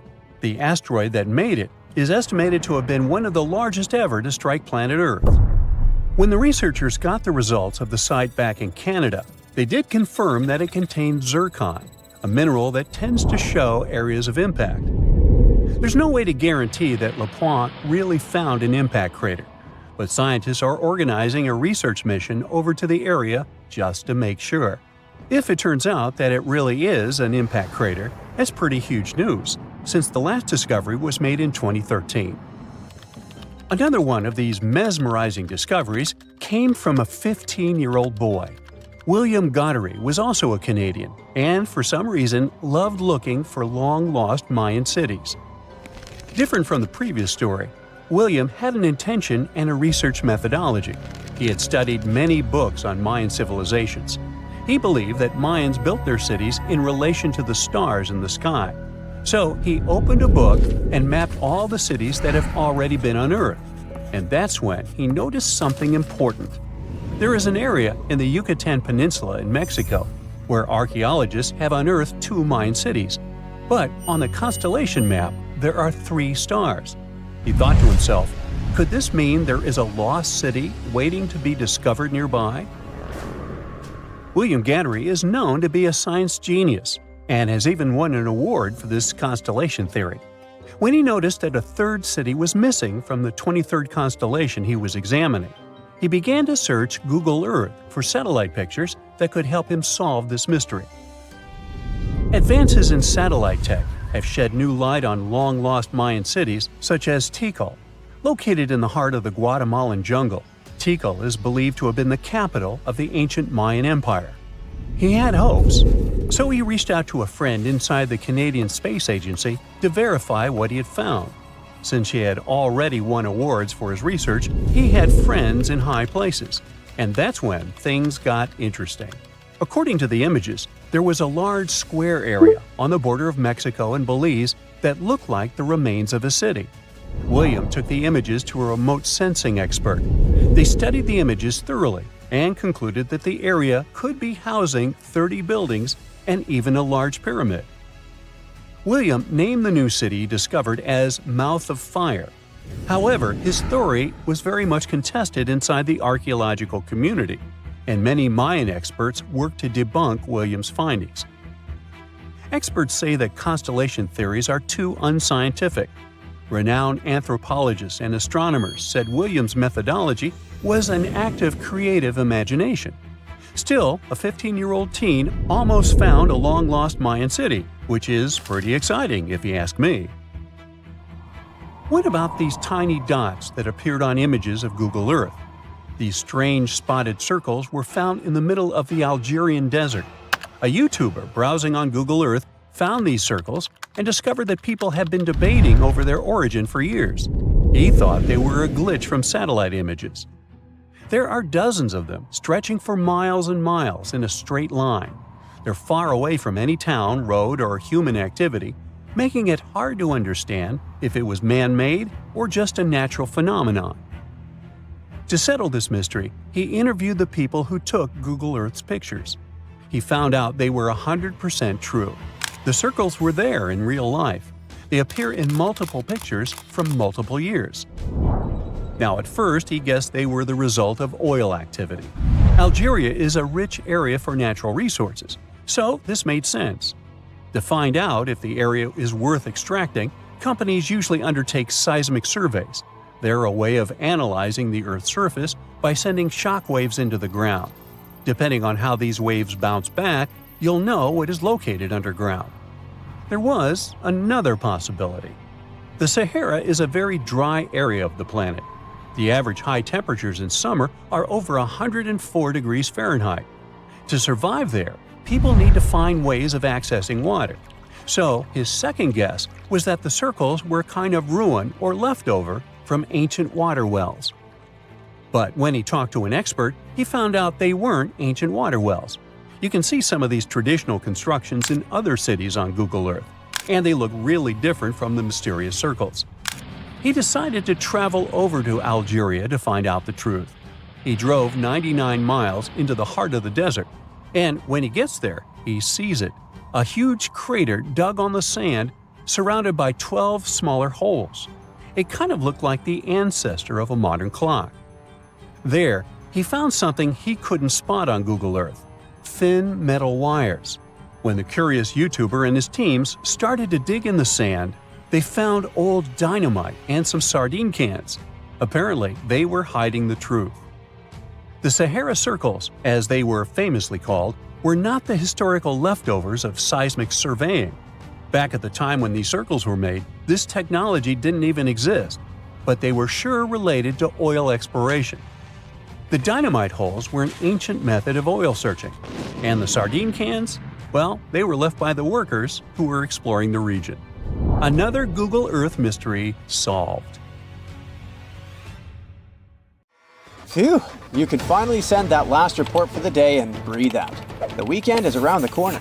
But just when you're about to hit send, you're alarmed by the low rumbling under your desk. Is it the light rail passing by? Unfortunately, that's not the case. It's a volcano speaking. What, here? In Arizona? That's right, the ground keeps shifting under Arizona, reminding us that Earth is alive.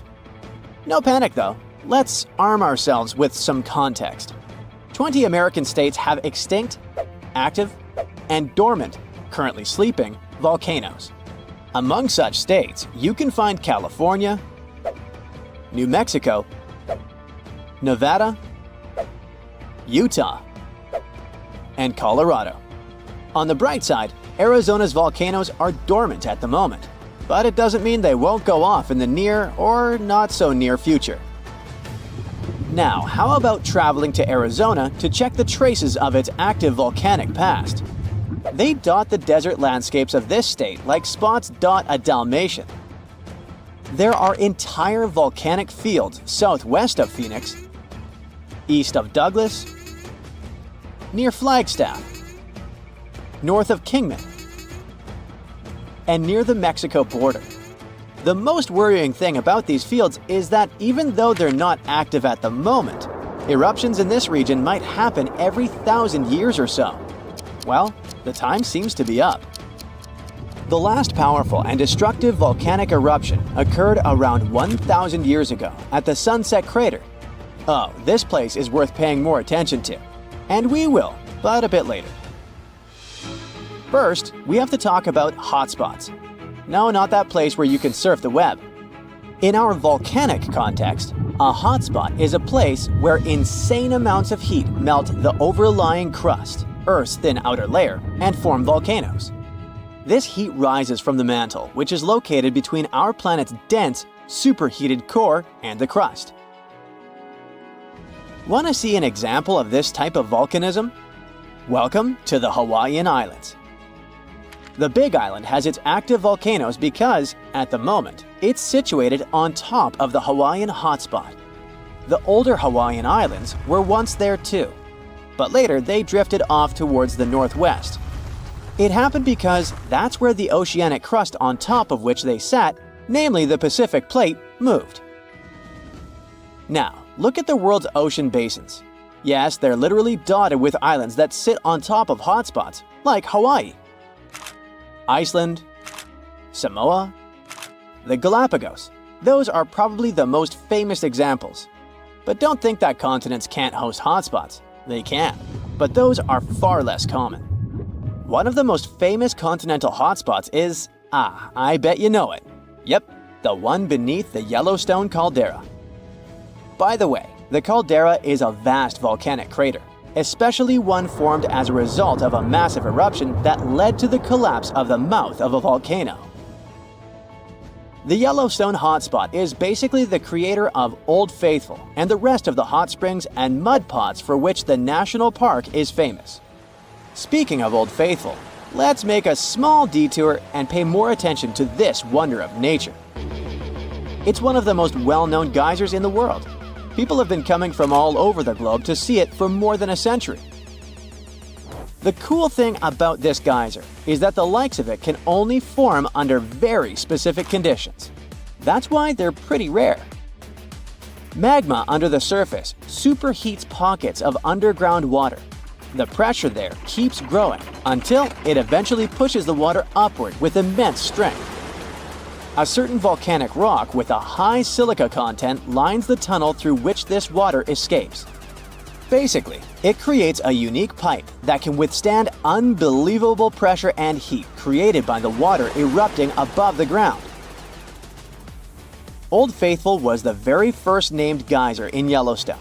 If you come to visit it expecting the thing to erupt every hour on the hour, you're gonna be disappointed. On average, Old Faithful erupts every 91 minutes or so, which isn't that bad either. Plus, you can download a special app which will provide you with the approximate time of the next eruption. But be very careful while visiting and stay away from the site. The water erupting from the powerful geyser reaches 204 degrees Fahrenheit. The steam is even more scorching, up to 350 degrees Fahrenheit. It's hot enough to bake a cake. But let's get back to our volcanic hotspots.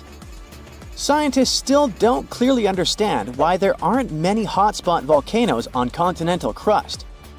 One reason might be that the continental crust is much thicker than the oceanic crust, which is about 4 times as thick on average. Another reason could be that most of Earth's crust, about 2/3 of it, is oceanic. This means that there's less continental crust for hotspots to form under. Now, I bet those of you living in Arizona will appreciate the following info. We'll talk about a volcanic field right in the heart of this state, the San Francisco Volcanic Field. That's a massive area filled with over 600 volcanoes. Yes, they're mostly small, but it doesn't make them any less impressive. They're scattered across 1,800 square miles in northern Arizona, a giant territory. Interestingly, scientists are still debating about whether this volcanic field is actually sitting on top of a hotspot. But one thing they agree upon, the volcanoes in this area get younger as you move east. And this pattern matches up with the North American plate moving west over what could be a stationary hotspot beneath the surface of our planet. Cool, huh? The volcanic hullabaloo in that area started around 6 million years ago. So, in geological terms, it's relatively young. As for the most recent eruption, it happened less than 1,000 years ago. The Sunset Crater, which I mentioned before, the one near Flagstaff, is the most famous vent from that eruption.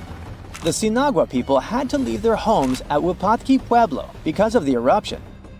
That site is now part of the Wupatki National Monument. There, you can see how people lived in this volcanic region many years ago. If you go to explore this area, you'll notice that most of the volcanoes there are basalt cinder cones, small and steep. The Colorado Plateau has quite dry weather conditions. That's why the volcanoes haven't worn down much.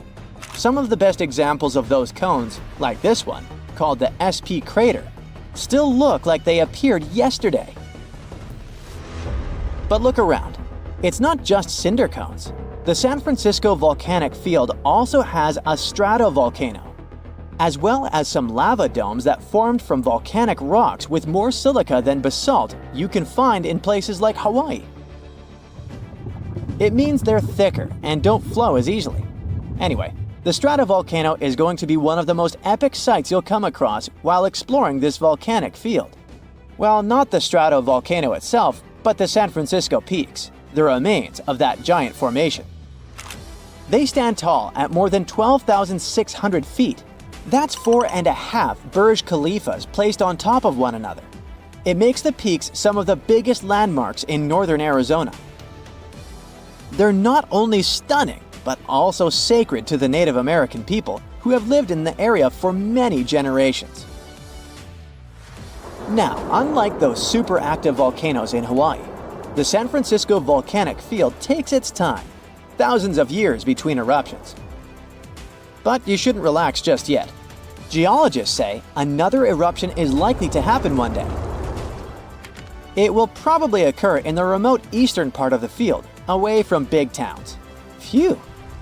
And if that next eruption is anything like the one that formed Sunset Crater, it would be quite the show. Lava fountains and rivers of lava flowing. At the same time, the next eruption might not happen for centuries, maybe even millennia. Until then, the San Francisco volcanic field will remain a hidden gem of volcanic history, waiting for its next fiery performance. This sleek, state-of-the-art submarine named Ran was sent to explore the depths of Antarctica. But as soon as it discovered something, it mysteriously disappeared. So, what happened? It all started when scientists wanted to explore one of the most remote and mysterious places on Earth, the Dotson Ice Shelf in West Antarctica. This ice shelf, silent giant, stretches 30 miles wide. That's almost the length of New York City. It stands between two icy promontories, the Martin and Bear Peninsulas, and it hides an entire world of geological mysteries. If you think that Antarctica is nothing but a desert of super thick snow and ice, you're wrong. There are entire landscapes hidden deep down there.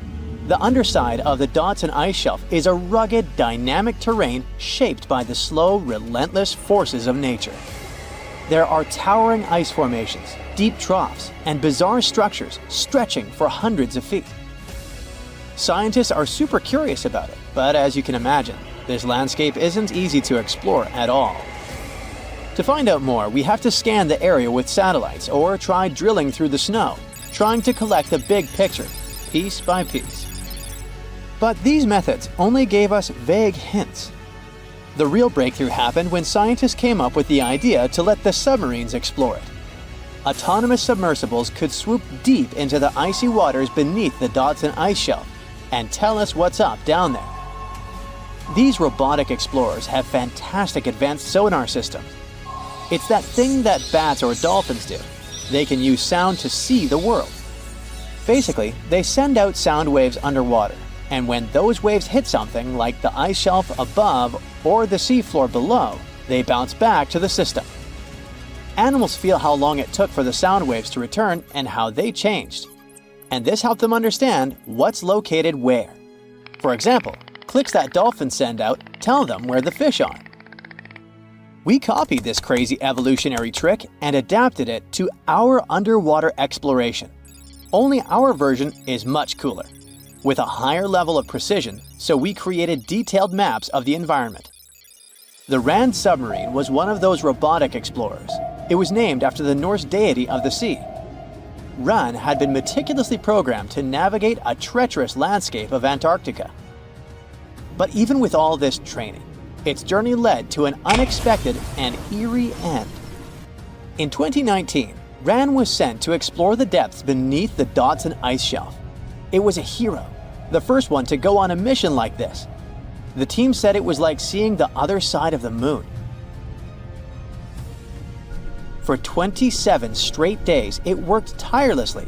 It traveled over 620 miles beneath the thick ice. That's like a journey from Paris to Berlin. Ran went further and deeper than anyone could have imagined. At one point, it reached over 10 miles into the glacier's belly, and what it discovered down there was astonishing. Scientists thought there would be some smooth, uniform ice surfaces, but Ran revealed an underside marked by huge cracks, ridges. There were formations that looked like sand dunes, frozen in time. And finally, it found some mysterious swirling and teardrop-shaped patterns. They all looked more like art than geology. This actually tells the story of ice shelves and the ocean around it. Warm water sneaks in under the ice and melts it from below. Sometimes it smooths the ice out, but other times it carves out these weird, uneven shapes that look like patterns and drawings. And some of these shapes are huge, over 1,300 feet long. That's about 3.5 football fields. The reason why they look like swirling doodles is because the Earth spins. It makes the water turn in special ways, bending the shapes and drawing these spirals. It's called the Coriolis effect. Imagine you were on a merry-go-round and tried to throw something like a ball. It would go in a curve, not a straight line. Same thing happens with the water on Earth. Later, scientists found similar patterns in other Antarctic ice shelves, though they weren't as epic as the ones under Dotson. But Ran also discovered something horrifying. Turns out that these warm waters, aside from being great artists, are also a huge danger. The Dotson ice shelf isn't just hanging out serenely on the sea. It's part of a very delicate system and acts as a protective barrier that holds back huge glaciers in West Antarctica. The ice shelf is floating on the ocean, but it's still connected to the land. As warm water sneaks underneath it and the ice melts, the Dotson can't hold on to the land as tightly anymore. The protective barrier starts to weaken, and this lets the glaciers behind it move faster into the ocean. When those glaciers flow into the sea, they add more water, which could cause sea levels to rise, eventually changing our coastlines. Rand stumbled upon huge pockets where the ice was melting at alarming rates, all due to powerful underwater currents. It was like seeing a ticking clock on the glacier. The stakes were high, but luckily the submarine was ready. This time, it managed to return. And then, it worked for 5 more years, helping scientists with tons of useful data. The missions were daunting. There could be periods where Rand slipped into the pitch-black cavity beneath the glaciers, spending 24 hours without communication. But it was mapping every peak and every valley. It gained experience from over 40 missions below ice. Then, in early 2024, Rand went on a mission to the Thwaites Glacier. The mission was bold from the start. This place is also ominously referred to as the Doomsday Glacier. It's called that because it's slowly melting and has the potential to raise sea levels worldwide if it collapses, causing catastrophes everywhere. That's why Rand was dispatched to explore its underbelly, a place that had never been mapped so intricately before. The idea was to uncover the glacier's secrets, study how rapidly it was melting, and why. This was Rand's second time exploring Thwaites. During the previous visit, it became the first sub to ever map the glacier's underside. Rand was exploring the depths from 650 feet to 1,650 feet. It sent a lot of data about how the Doomsday Glacier was slowly melting due to warm ocean currents. But while venturing into these icy depths, something went wrong. Out of nowhere, Rand vanished. Without warning, without a trace. One moment it was sending back crucial data, and the next it had slipped into the abyss. No distress signals, no final transmission, and it didn't return to the point it was supposed to. People sent extensive searches, helicopters soared overhead, drones buzzed through the frozen skies, but no sign of the submersible emerged from the glacier's grasp. After a while, Rand's batteries would certainly run away. So at this point, it had definitely been swallowed by the abyss beneath 1,500 feet of ice. That was a huge and sad loss for the scientific team. The scientists at the University of Gothenburg are now looking to replace Rand and continue their important research under Thwaites. To this day, scientists have no idea what happened to it. Some say it may have been trapped in the ice. Others believe it was pulled away by an unseen current. It also might have collided with something unexpected. Whatever the truth is, its disappearance has left scientists stunned, and it looks like the ice shelf will hold on to its secrets a little longer. At least we gained a treasure trove of knowledge from Rand's journey. Scientists keep exploring Antarctica, looking for history that hides under the snow. For example, they discovered that around 90 million years ago, a lush temperate rainforest thrived near the South Pole. They revealed an ancient world far warmer than they ever imagined. Deep in Antarctica, they unearthed fossilized roots, pollen, and spores preserved in the soil. All this shows that there was a swampy rainforest that flourished despite months of polar darkness. All these discoveries changed our understanding of Earth's climate, both in the past and the future.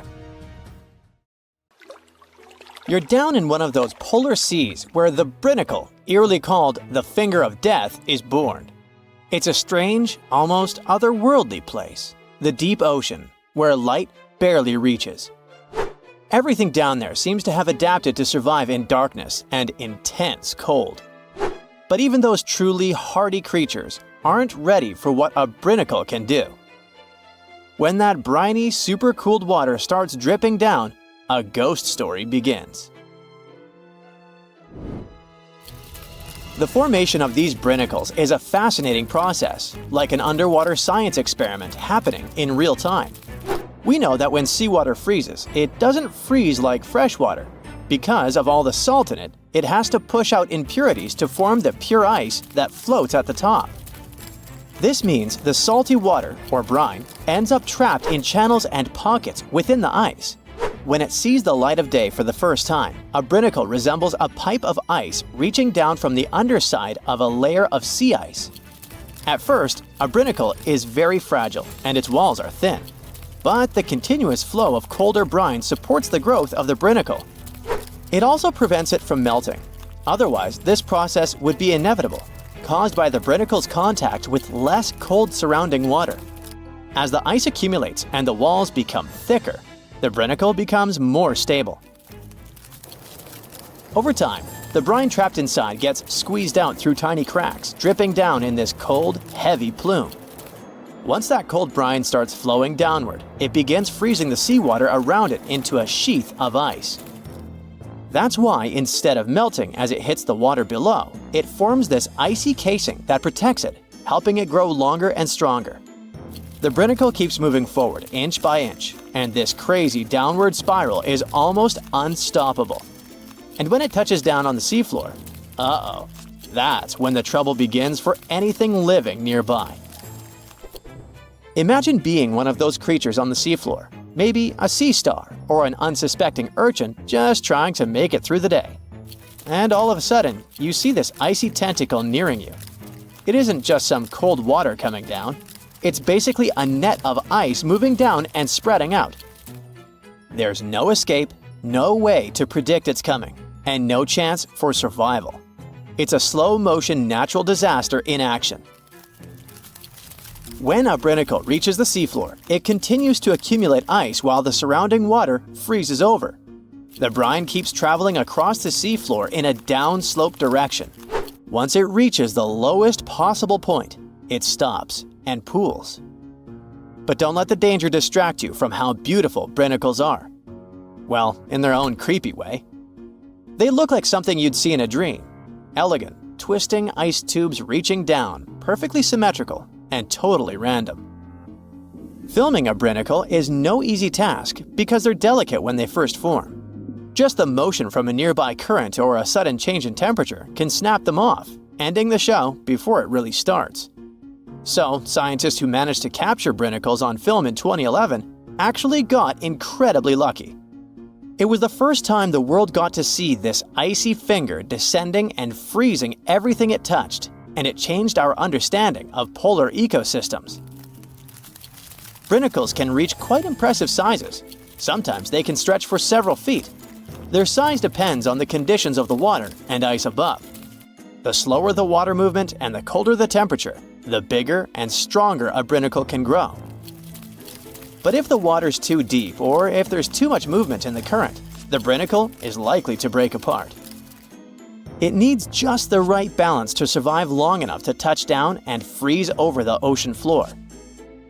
For creatures living on the seafloor, brinicles are like invisible booby traps, only instead of avoiding a net, they're avoiding an expanding ice cage. Starfish and sea urchins might not have big brains, but they have a basic survival instinct to crawl away from danger. Sadly, with brinicles, they're usually caught completely off guard. One second they're minding their own business, the next, an icy sheet is closing in around them, trapping them where they are and freezing them almost instantly. It's hard not to feel sympathy for these creatures, right? You watch footage of a brinacle in action and you see a starfish just stopping. One moment it's moving slowly along the sand, and then it's frozen in place, totally helpless. It's like watching a train wreck in slow-mo. Luckily, brinicles present danger only to smaller marine life forms like sea urchins and starfish. Bigger animals like seals or whales, or humans who happen to go diving in the ocean at the frigid poles, brinicles are totally harmless. At the same time, for scientists, this tough natural phenomenon offers a fascinating insight into how life adapts, or fails to adapt for that matter, in extreme environments. And it gets even better. A brinicle might just be the perfect setup for life to begin. Researchers are now looking at these super salty ice tubes as not just fatal traps, but potentially as sources of life. This theory isn't just science fiction, it's rooted in actual research. Here's how it goes. The brine channels in sea ice are full of tiny, confined spaces. Those are exactly the kind of places where chemicals can get trapped, concentrated, and start interacting in interesting ways. It's like setting up a mini-lab where the building blocks of life can come together and create something new. Scientists think this process of salt rejection in sea ice could have actually helped the first bits of life appear. Some researchers even think that this process might be happening right now on icy moons like Europa, Ganymede, or Enceladus, where there might have been frozen seas beneath thick ice layers. Just imagine it, brinicles forming in other worlds of our solar system, laying down the foundations for extraterrestrial life, and all thanks to the same icy process that creates these fingers of death here on Earth. One way scientists describe brinicles is by comparing them to chemical gardens. Have you ever done one of those experiments where you mix metal salts into a solution and watch them produce plant-like structures? Well, you can observe a similar chemical process when a brinicle is in action. In the cold, saline-rich brine of a brinicle, certain reactions could kick off to create amino acids or other building blocks of life. It's wild to think that something so dangerous could have also helped shape our world, or could be creating other forms of life elsewhere. In both cases, whether on Earth or another planet, these icy chemical reactions might be the first step toward the formation of simple life forms. It's a kind of alchemy, where ice and salt water mix to create something more than the sum of their parts. This is one reason why scientists are so eager to study brinicles. Each one could hold a tiny clue about how life begins, survives, or fails under extreme conditions. Something as mesmerizing and weird, but at the same time simple as brinicles, hints at bigger questions. How did life start on Earth? What are the conditions needed for life to survive in extreme environments? Could icy structures like these exist in other parts of our solar system or beyond, creating similar conditions that might one day give rise to alien life? As much as they look like a silent threat reaching out from the ice, brinicles are also reminders of how beautifully complex and interconnected our world is.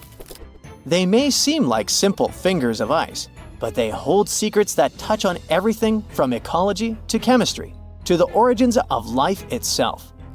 So next time you hear about the ocean, remember that deep below in the darkest, coldest waters, something incredible and a little bit terrifying is happening right at this moment. There is a powerful force hiding underground where tectonic plates meet, and one forces another under it. This happens in the Pacific and Indian Oceans. Strain builds over centuries. The tension is unbearable until the megathrust awakens. The Earth shakes with a magnitude that can exceed 9 points, more powerful than any other earthquake. When the seafloor suddenly gets pushed up fast, it sends a huge ripple across the water, and a tsunami of huge force is out. These waves are called teletsunamis, and they cross entire ocean basins, ready to take over coastlines thousands of miles away. The thrust fault stretches over 600 miles. The Earth is not just shaking, it feels like it's tearing apart. This is the power of a megathrust earthquake. Those caught in its path will have to fight for their lives. Japanese authorities recently had to issue their first ever megaquake advisory. It happened because of a strong tremor on the edge of the Nankai Trough ocean floor zone. In the end, most of the warnings were lifted, and there wasn't much damage from the 7.1 magnitude earthquake. Parts of southwestern Japan started to shake, and the superfast trains in Japan slowed down to stay safe, which made travel slower for everyone. But everyone is staying alert as they know about the risk of a megathrust earthquake that could happen within the next few decades in the Nankai Trough. The tectonic plate under the Philippine Sea is slowly sliding underneath the land where Japan is, moving just a few inches every year. The last big earthquakes from this area happened in 1944 and 1946, both with a magnitude of 8.1. These quakes have caused a lot of destruction in the country. The next megathrust earthquake in the region, if it does happen, could be between a magnitude 8 and 9. Scientists still can't agree on how likely this mega earthquake is to happen, but it could be up to 80% certainty. On the other side of the Pacific, scientists from the U.S. Geological Survey have studied a dangerous area along the U.S. West Coast. It's called the Cascadia Subduction Zone, and it stretches from northern California to northern Vancouver Island in Canada. Over the past 14,200 years, there have likely been at least 30 big earthquakes in this region.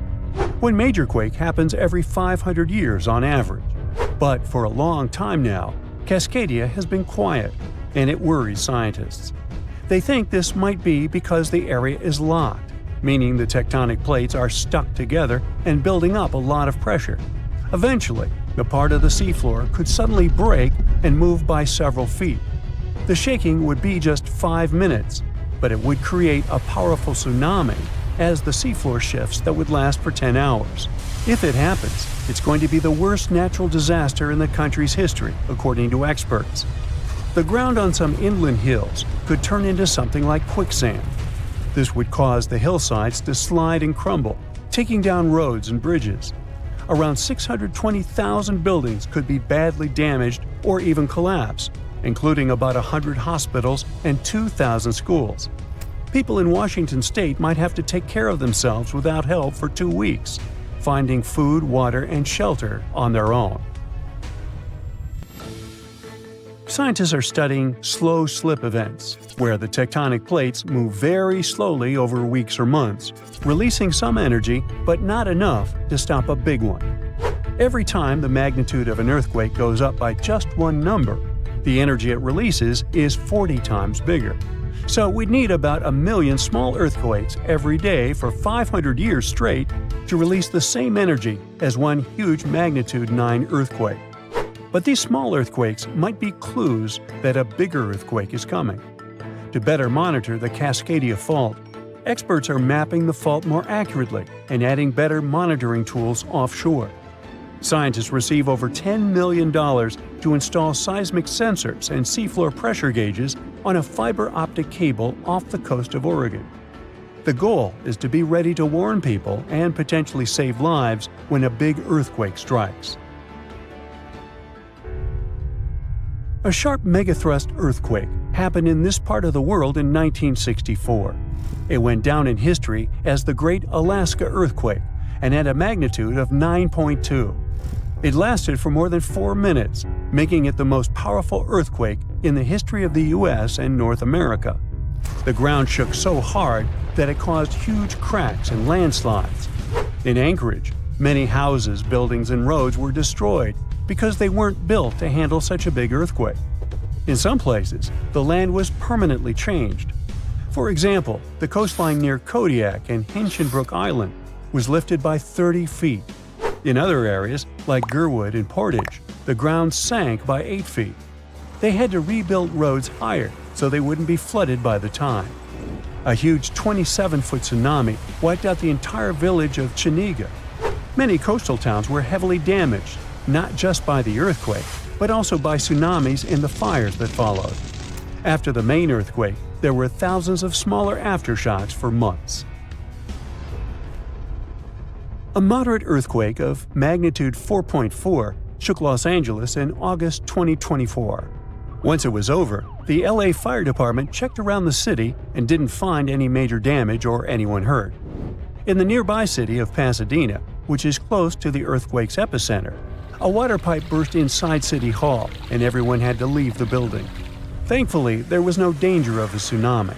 The best we can do to avoid panic in such situations is to be prepared. Japan is one of the places on Earth where earthquakes happen the most because it sits on the edges of 4 tectonic plates. Around 1,500 of these earthquakes each year are noticeable. Because of this, the people in Japan have learned to live with earthquakes. The 1950 law set a rule that buildings should be able to handle earthquakes up to a magnitude 7 without falling apart. An update 30 years later said that buildings should only have minor damage in such earthquakes and still work as usual.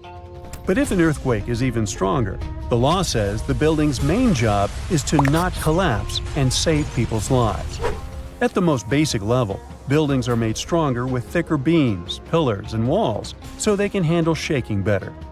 Another technique is placing special pads made from materials like rubber at the base of a building. Some buildings are even built on thick layers of padding that separate them from the ground completely, which helps protect them during an earthquake. A skyscraper might sway back and forth a lot, moving up to 5 feet. To stop it from getting damaged, engineers can add something called dampers every second floor all the way to the top. These dampers are like giant bicycle pumps, but instead of air, they're filled with liquid. When the building shakes, the dampers push against the liquid inside them. Even though the liquid doesn't squish very much, it can still absorb some of the shaking. When they're building tall skyscrapers, engineers try to make the structure as simple and balanced as possible. This means having each floor the same height and placing the support columns evenly. But sometimes, architects who design skyscrapers don't want to make these compromises because they have creative ideas for how the building should look. Then they have to find compromise solutions. For example, Tokyo's Skytree Tower, one of the tallest buildings in the world, is designed in a futuristic style but also includes special features to protect it from earthquakes. It has a central pillar, like in traditional Japanese pagodas, and seismic dampers that help absorb the energy from an earthquake, keeping the building safe.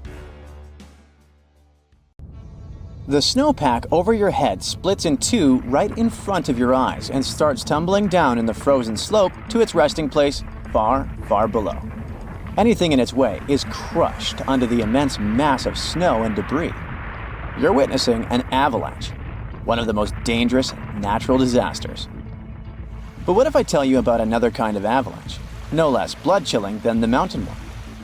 And the most bizarre thing about it is that it occurs underwater. Underwater avalanches are powerful and disastrous natural phenomena, often much more dangerous than land ones. They have the potential to wreak havoc on the entire planet, leading to catastrophic consequences. The most alarming thing? They occur all the time under the surface of the ocean, impossible to see, predict, and extremely difficult to measure. Such avalanches can get 100 times larger than land ones, and they pose a great risk to the world's communications, capable of leaving the entire planet without the internet. But we'll talk about it a bit later. First, let's go 60,000 years back into the past. We're near the northwest coast of Africa, ready to witness the colossal scale and devastating impact of a ginormous underwater avalanche. It started as a quite small underwater landslide in the Agadir Canyon. At first, it was just 0.35 cubic miles of material, but in no time, this mass increased more than 100 times in size while traveling across the Atlantic Ocean floor. As the avalanche sped up and grew, it picked up gravel, sand, rocks, and mud. It carved a devastating path through one of the world's largest submarine canyons, wiping out all forms of animal and plant life on its way. The disastrous flow was so powerful that it literally eroded a 250-mile stretch of the canyon, cutting hundreds of feet into its sides and damaging a total area of 1,740 square miles. That's the area of more than 3.5 New York cities. As for the force of the flow, it was so immense that it propelled massive boulders up the canyon walls to heights of up to 430 feet. Before scientists discovered the evidence of this catastrophic event, they had seriously underestimated the scale of destruction caused by submarine avalanches.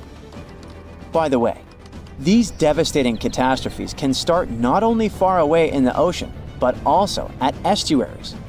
Let's go back to 14 January 2020 and see for ourselves.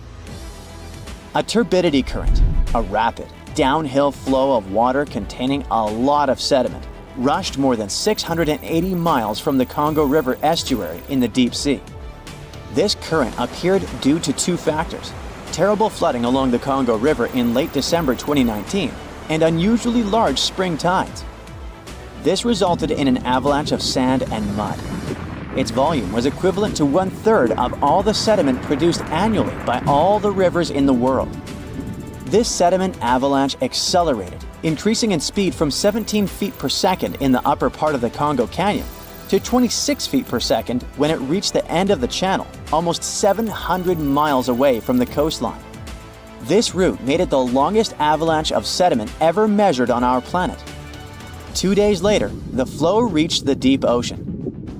The avalanche broke 2 seabed telecommunication cables, cutting internet data speeds all the way across West, Central, and South Africa.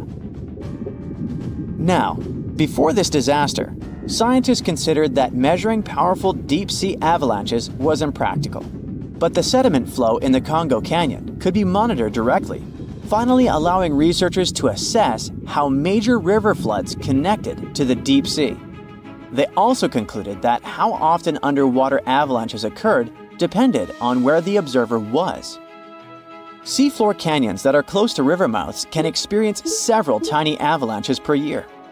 Other systems, far from river discharges like the Agadir Canyon, can only have one monster of an avalanche every 10,000 years or so.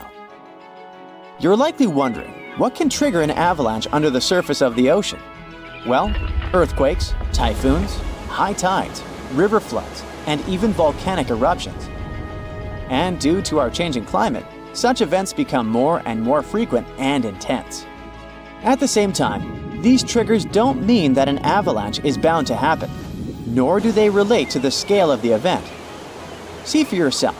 In 1755, a powerful earthquake hit the coast of Portugal, wiping out large parts of Lisbon. Tens of thousands of people lost their lives during that disaster, but it only triggered a tiny underwater avalanche. And in 1929, a large earthquake off the coast of Newfoundland, Canada, triggered the largest underwater avalanche ever recorded.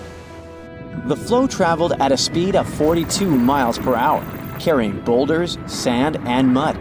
It snapped 11 seabed cables on its journey downhill. The avalanche was so powerful, it produced a tsunami that claimed the lives of 28 people along the coastline. Now, submarine avalanches are totally invisible because they happen deep under the ocean surface, which makes them extremely hard to study. But we must find a way because these flows are super important. They transport sediments, nutrients, and even pollutants across the ocean floor. So, a research team from Liverpool decided to unravel this mystery. Over the last 40 years, they've collected more than 300 samples from the ocean floor. Combined with seismic and bathymetric data, which is a fancy word for ocean mapping, they managed to reconstruct a massive submarine avalanche. It was the first time an underwater avalanche of this size was mapped out. An even cooler thing, the event itself started off pretty modestly, but it quickly evolved into a colossal avalanche that grew to more than 650 feet tall. To put that into perspective, imagine a skyscraper-sized avalanche zooming from Liverpool to London, cutting a trench 100 feet deep and 9 miles wide. Then it spread out over an area bigger than the UK, covering it with several feet of sand and mud. That's like burying a whole country. These findings are actually a big deal because they show that even a small underwater landslide can turn into something massive and super destructive. But that's not the worst. Think about undersea internet cables, which are essential for global communication. There are more than 550 active seafloor cables around the world. Their combined length is a whopping 870,000 miles. That's enough to wrap around our planet 35 times. When a submarine avalanche breaks seafloor cables, the effects are usually super expensive and devastating. For example, in 2006, an earthquake in Taiwan triggered underwater avalanches that cut loads of seafloor cables connecting Southeast Asia with the rest of the world. The largest internet operator in China had a 90% loss of traffic to the USA at the peak of the event. As for Taiwan itself, it experienced between 74 to 100% loss in traffic to neighboring islands. So now you probably get why we need to learn more about this natural phenomenon. Luckily, researchers at Tulane University have found a way to study it in 3D. Previous studies only looked at submarine avalanches in 2D, which didn't give the full picture of how they actually behaved. The new research focused on how underwater flows interacted with mini basins, natural features on the ocean floor that look like shallow bowls. Despite being called mini, these bowls can be huge, up to 4 square miles. When turbidity currents flow into these mini basins, they don't just stop. No, they hit the far side and curl back around like water eddies in a stream. These swirling flows move the sediment around before it settles on the ocean floor. The size of the mini basin and the speed of the flow can change how the current behaves. If the basin is big and the current is slow, it starts to fill up with sediment. But if you crank up the flow speed or shrink the basin, the current starts to overflow, spilling over the basin. To study all this, the researchers created a mini version of a mini basin in a pool and used different speeds of flow to simulate turbidity currents. They even made their own sediment mixtures to see how different sizes of particles would behave. In the end, they managed to mimic real-life ocean conditions, but on a smaller, manageable scale. Pretty cool, huh? So, the distance from New York to Lisbon, on the other side of the Atlantic, is well over 3,000 miles. At the average walking speed for a human, you could trek there in a month and a half. That's not counting the rest stops and much-needed sleep. Buying an airline ticket or boarding a ship aren't just better options, but the only travel possibilities right now. But if this long journey on foot became possible one day, would you be up for the challenge? The most obvious obstacle is all that water in the Atlantic Ocean. It covers around a fifth of the Earth's surface. All the oceans take up around 70% of our planet. When you open the tap or buy a bottle, you are drinking a tiny percentage of potable water. 97% of Earth's water is located in oceans. It's all salt water and it's not drinkable. Add this 2% of water trapped in glaciers and ice sheets, and you get less than 1% of water that we actually drink. When you put these percentages into numbers, you'll need a long sheet of paper to write them all down. The U.S. Geological Survey estimates that there are over 330 million cubic miles of water in the world. It's essential for sustaining all life forms, including humans. Oceans play a vital role in regulating air temperature around the globe. If they didn't have any water, the area around the equator would be scorched. This imaginary line that divides our planet in half runs through 13 countries in total, such as Brazil, Kenya, and Indonesia. The world's oceans are critical for our planet's water cycle. You know, like the one you learned about in school? It rains from the clouds and water eventually ends up in rivers that empty into the oceans. Then sunlight warms up this vast body of water, so it evaporates into the atmosphere to form new clouds. Then the cycle starts over. This process shapes the global climate. That's why, for example, the Mediterranean is so popular for the summer holidays. The region is temperate. If we take the oceans out of the equation, the water cycle stops. The area where they once sat would turn into a huge dust bowl. There would be dirt as far as the eye could see. Since there is no more evaporation, clouds won't form. Rain would become scarce. Humans would soon run out of sources of drinking water. The landscape of our planet would turn into a vast desert. Imagine a Sahara-like terrain stretching across the surface of our planet. Everything would become so dry that fires would break out easily. These are hardly the ideal conditions for a long trek between continents, but let's imagine you were able to survive all this. You start walking across the desert land that was once the Atlantic Ocean. What would that journey be like? You would encounter a landscape different from the one above the waterline. Everything below the waves is taller and deeper than the world we know. This is the land of extremes. Take, for example, the highest mountain on the planet. If you were thinking about the Himalayas and its tallest peak, Mount Everest, you are correct. Well, kind of. This mountain range is the highest when you measure it from the sea level, just above 29,000 feet in height. But when you measure the height of the mountain from its base to the peak, then the Himalayas drop to second place. The highest mountain on Earth is actually Mauna Kea in Hawaii. It's a dormant volcano. In the local language, its name translates as White Mountain. Nearly half of it lies under the waves of the Pacific Ocean. Its full height is close to a mile higher than Mount Everest, at 33,500 feet. We can't appreciate its scale right now, but if the Pacific dried up, we would be able to stand at the base of this giant. The bottom of the Atlantic hides a similar mountain range. It's the largest geological feature on the planet. We can't see it because the mid-Atlantic ridge is almost completely submerged. It rises from the ocean floor to a height half of that of Mount Kilimanjaro. The width of the massive underwater range reaches 1/10 of Earth's diameter. The only visible sections of the mid-Atlantic ridge are islands such as Iceland and the Azores. The remotest inhabited island in the world also belongs to the visible part of this geoformation. Perhaps the only thing more impressive than its size is the date of the discovery of its ridge. Scientists charted it out in the 1950s. That's pretty recent when you consider our civilization is thousands of years old. This shows how little we know about what's hiding under the surface of our oceans. UNESCO estimates that humans have explored only 5% of Earth's oceans. It seems hard to believe, but more people have been to the moon than at the bottom of the ocean. The deepest place on our planet lies in the Mariana Trench.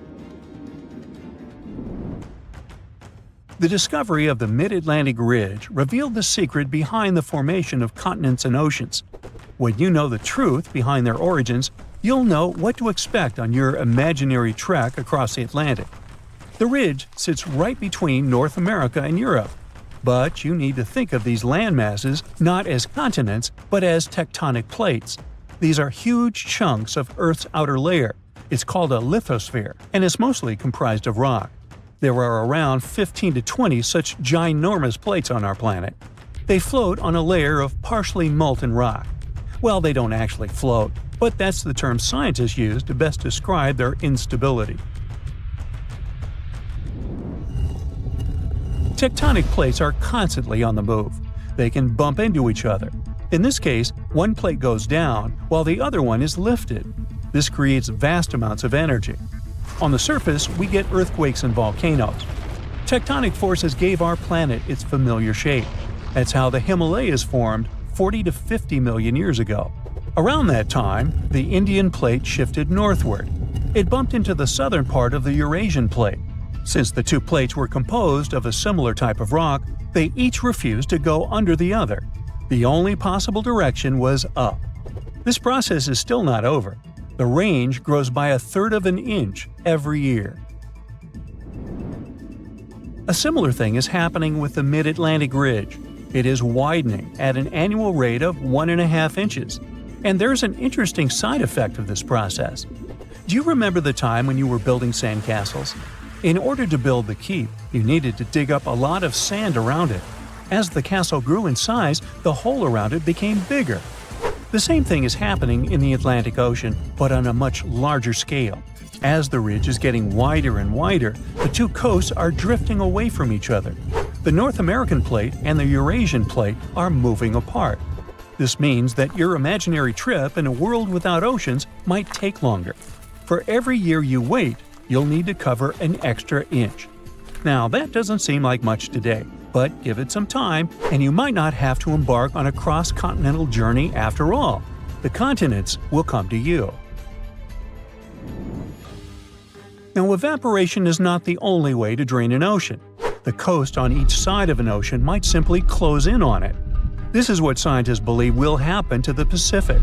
Some 50 million years from now, give or take, you wouldn't be able to recognize the Earth's largest ocean. Experts ran a series of computer simulations to see where North and South America are headed. The answer is to the North Pole. This is where they'll merge with Asia in the distant future. The new supercontinent will completely change the shape and size of the Pacific Ocean. Geologists have a name ready for this landmass: Amasia.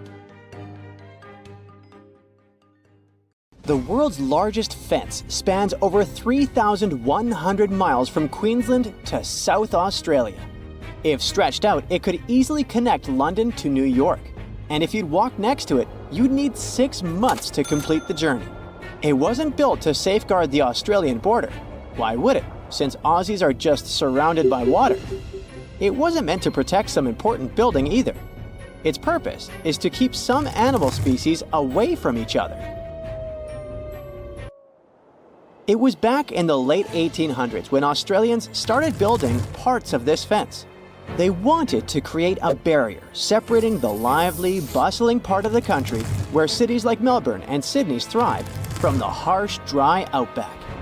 They used wooden posts dug deep into the ground, linked up with wire mesh standing about 6 feet tall. Some parts of the fence even have a second electrically charged layer.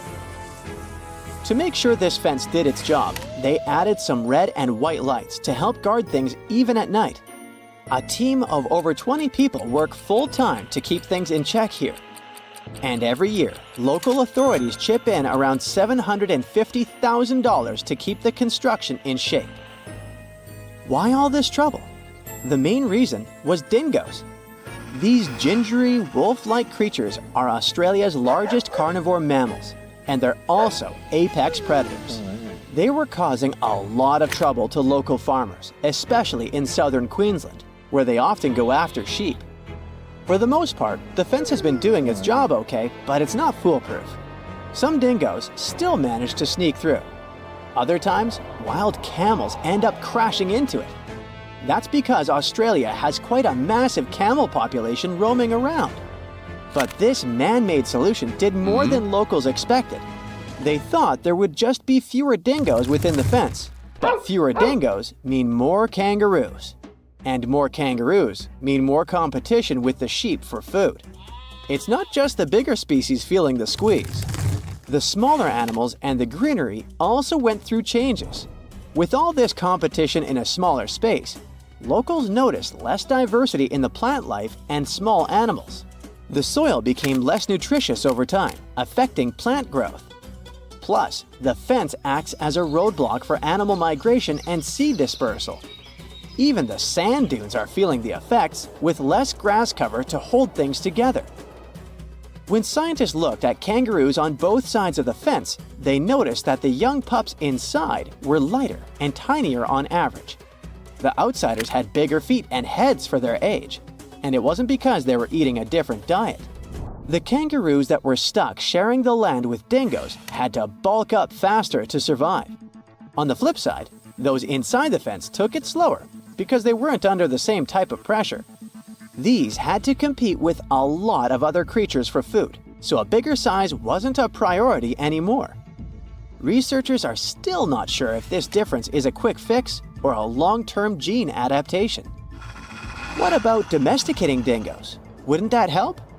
Many think dingoes were once pets in Australia, but it's not known for sure. These days, they're pretty wild, just like wolves, hyenas, or coyotes. Most of them don't need packs to survive and are solitary hunters with sharp instincts built in. So taming them isn't going to be easy. Still, taking down the construction is not an option for now. Australians are so strict when it comes to making sure dingoes are kept away that they even put laws in place for people who mess up with the fence. Leaving a crossing gate open can put people behind bars for up to 3 months. Damaging the fence can cost people 6 months' worth of their freedom. It wasn't the first time Australians thought a fence could help with animal issues. Before they needed it for dingoes, they experienced a serious bunny invasion. Cute as they are, rabbits were damaging the land used for farming, so locals thought of a 3-part fence. The first one stretched all the way from Ravensthorpe in the south to Pardew Station on the Pilbara coast. It was over 1,100 miles long, making it the longest unbroken fence globally at the time. All these bunny problems could have been traced back to a man named Thomas Austin. Back in 1859, when he first came to the land down under, he thought it would be a good idea to release a few rabbits into the wild, thinking it would add a bit of charm to the place. But since rabbits aren't native to Australia, they didn't have any natural predators at the time. They're also pretty adaptive creatures, needing just some grass for feeding. They reproduce at astonishing speeds too. A mama rabbit can have 4 litters a year, with as many as 5 bunnies each. Pretty soon, their numbers boomed. By the late 1880s, the bunnies had caused so much damage that local authorities came up with a proposal. They'd offer the equivalent of almost $2 million today to anyone who could come up with a solution to this long-eared problem. Nobody claimed the prize, but a commission did gather a bit over a decade later and came up with the fence idea. Maintaining those fences was complicated. They had inspectors keeping an eye, with each one responsible for a stretch about 500 miles long. There were also these boundary riders patrolling smaller sections, using bikes at first, then switching to camels or using camels to haul buggies. They even tried using cars at one point, but they couldn't handle the rough terrain and constantly had punctured tires. In terms of its effectiveness, well, by 1902, rabbits were already hanging out on the wrong side of the fence. That's why, 4 years later, they put up another one. It worked for a while, so much so that the local authorities didn't bother helping out farmers past that second fence with rabbit netting loans. Those caught between the two fences, however, still had a rough time dealing with rabbit trouble. Soon enough, rabbits spread even over fence number 2, and it was clear the solution didn't work. In some areas, even while the fences were being built, those sneaky bunnies found their way past them. To this day, the rabbit population still sometimes puts the Australian officials through rough times. The dingo fence may be the longest one, but it's not the weirdest. The aquarium fence in Turkey might take that prize. This 164-foot aquarium fence was built to make sure the expensive villa's ocean view would be visible from every one of its levels. These days, it gathers a lot of tourists from all over the world, eager to see the variety of fish it contains, and even the octopuses. Putting up a see-through structure wasn't hard. The real challenge was connecting the aqua fence to the Aegean Sea through a buried pipeline stretching across 13,000 feet of land. This ensures water constantly flows, keeping the aquarium clean and the fish happy. To make sure no one damages the delicate fence or steals any of the fish or two, the owner also invested in security. He installed a network of 17 cameras equipped with facial recognition. Visitors are free to look and take pictures, but step too close and you're likely to trigger alarms. Another one of those weird fences is New Zealand's bra fence. If you ever find yourself through central Otago, you might stumble upon a fence adorned with bras of all kinds of shapes, sizes, and patterns. Its story takes us back to 1999, when people in the area found 4 bras mysteriously hanging on the fence near Cardrona Valley Road. Some were a bit surprised, but then others started adding their bras to the decor. Some more bras appeared, and it became a must-see spot for tourists. Its popularity was so high that at times it caused traffic problems in the area. This is Australia. And here, a little to the south, is its island part called Tasmania. It's a giant island with beautiful and rich nature, great weather, and delicious food. But for some reason, very few people live here. Something makes people leave this place. Something prevents people from moving here. And this something is… let's find out. So, the population of Tasmania is over 500,000 people. That's not a lot. In fact, Tasmania is Australia's smallest state by population, but it's the 26th largest island in the world. Its area is about the size of Ireland or Switzerland. In other states, the area is much smaller, and there are quite a lot of people. For example, over 8 million residents live in New South Wales, more than 7 million in Victoria, and over 5 million in Queensland. Also, mainland Australia is much more likely to endure fires and scorching sun. Tasmania has a fairly cool climate and amazing nature. So, what's the reason? Why do so few people live here? Let's visit the southeastern part of Tasmania, where the Tasman Peninsula is located. If you look at the map, you'll see that there's the Tasman Sea connected to the boundless Pacific Ocean. So it looks like the Port Arthur we're going to visit is on the edge of the world. In the past, there was Tasmania's official prison here that opened in 1830. Prisoners served their sentences and worked at a logging station. It was hard work, and many could not survive it. It's scary to imagine what happened inside the walls of this prison and how many people stayed there forever. But think for yourself. The Tasman Peninsula is on the edge of the world. There's almost nothing here except wild nature. Prisoners arrived there on ships and spent long hours doing hard work. There was no air conditioning or a soft bed. There was no hope of getting out of there. Some guards treated them cruelly. They were starving. Some got bitten by venomous snakes. There was nowhere to escape. The prison closed in 1877, but even today, it still inspires horror among tourists. Not only because of its appearance and history, but also because of the strange phenomena that occur there. According to rumors and legends, the spirits of prisoners roam the territory of Port Arthur. And on Monday morning, you can hear bells ring in an old ruined church building. But the thing is, the bells haven't been there for a long time. Of course, those are all rumors, and there are no confirmed facts. But you might feel uncomfortable in this place because of its sinister past and creepy atmosphere. Port Arthur is one of the most mysterious places in Tasmania, but there's something worse. Welcome to Franklin House. It's a large estate with gardens and a huge building. There's a chance that as soon as you cross the threshold of this house, you will want to leave immediately. There are a lot of antiques here, but there's also something elusive and sinister in the air. This house was built by a former convict. 4 years after the construction, he leased the mansion to a schoolteacher who turned it into an academy for boys. It's not known what happened in the walls of this building in the past, but today, according to rumors, mysterious phenomena take place here. Objects move by themselves. Eerie noises come from empty rooms, and shadows of human figures are spotted in halls.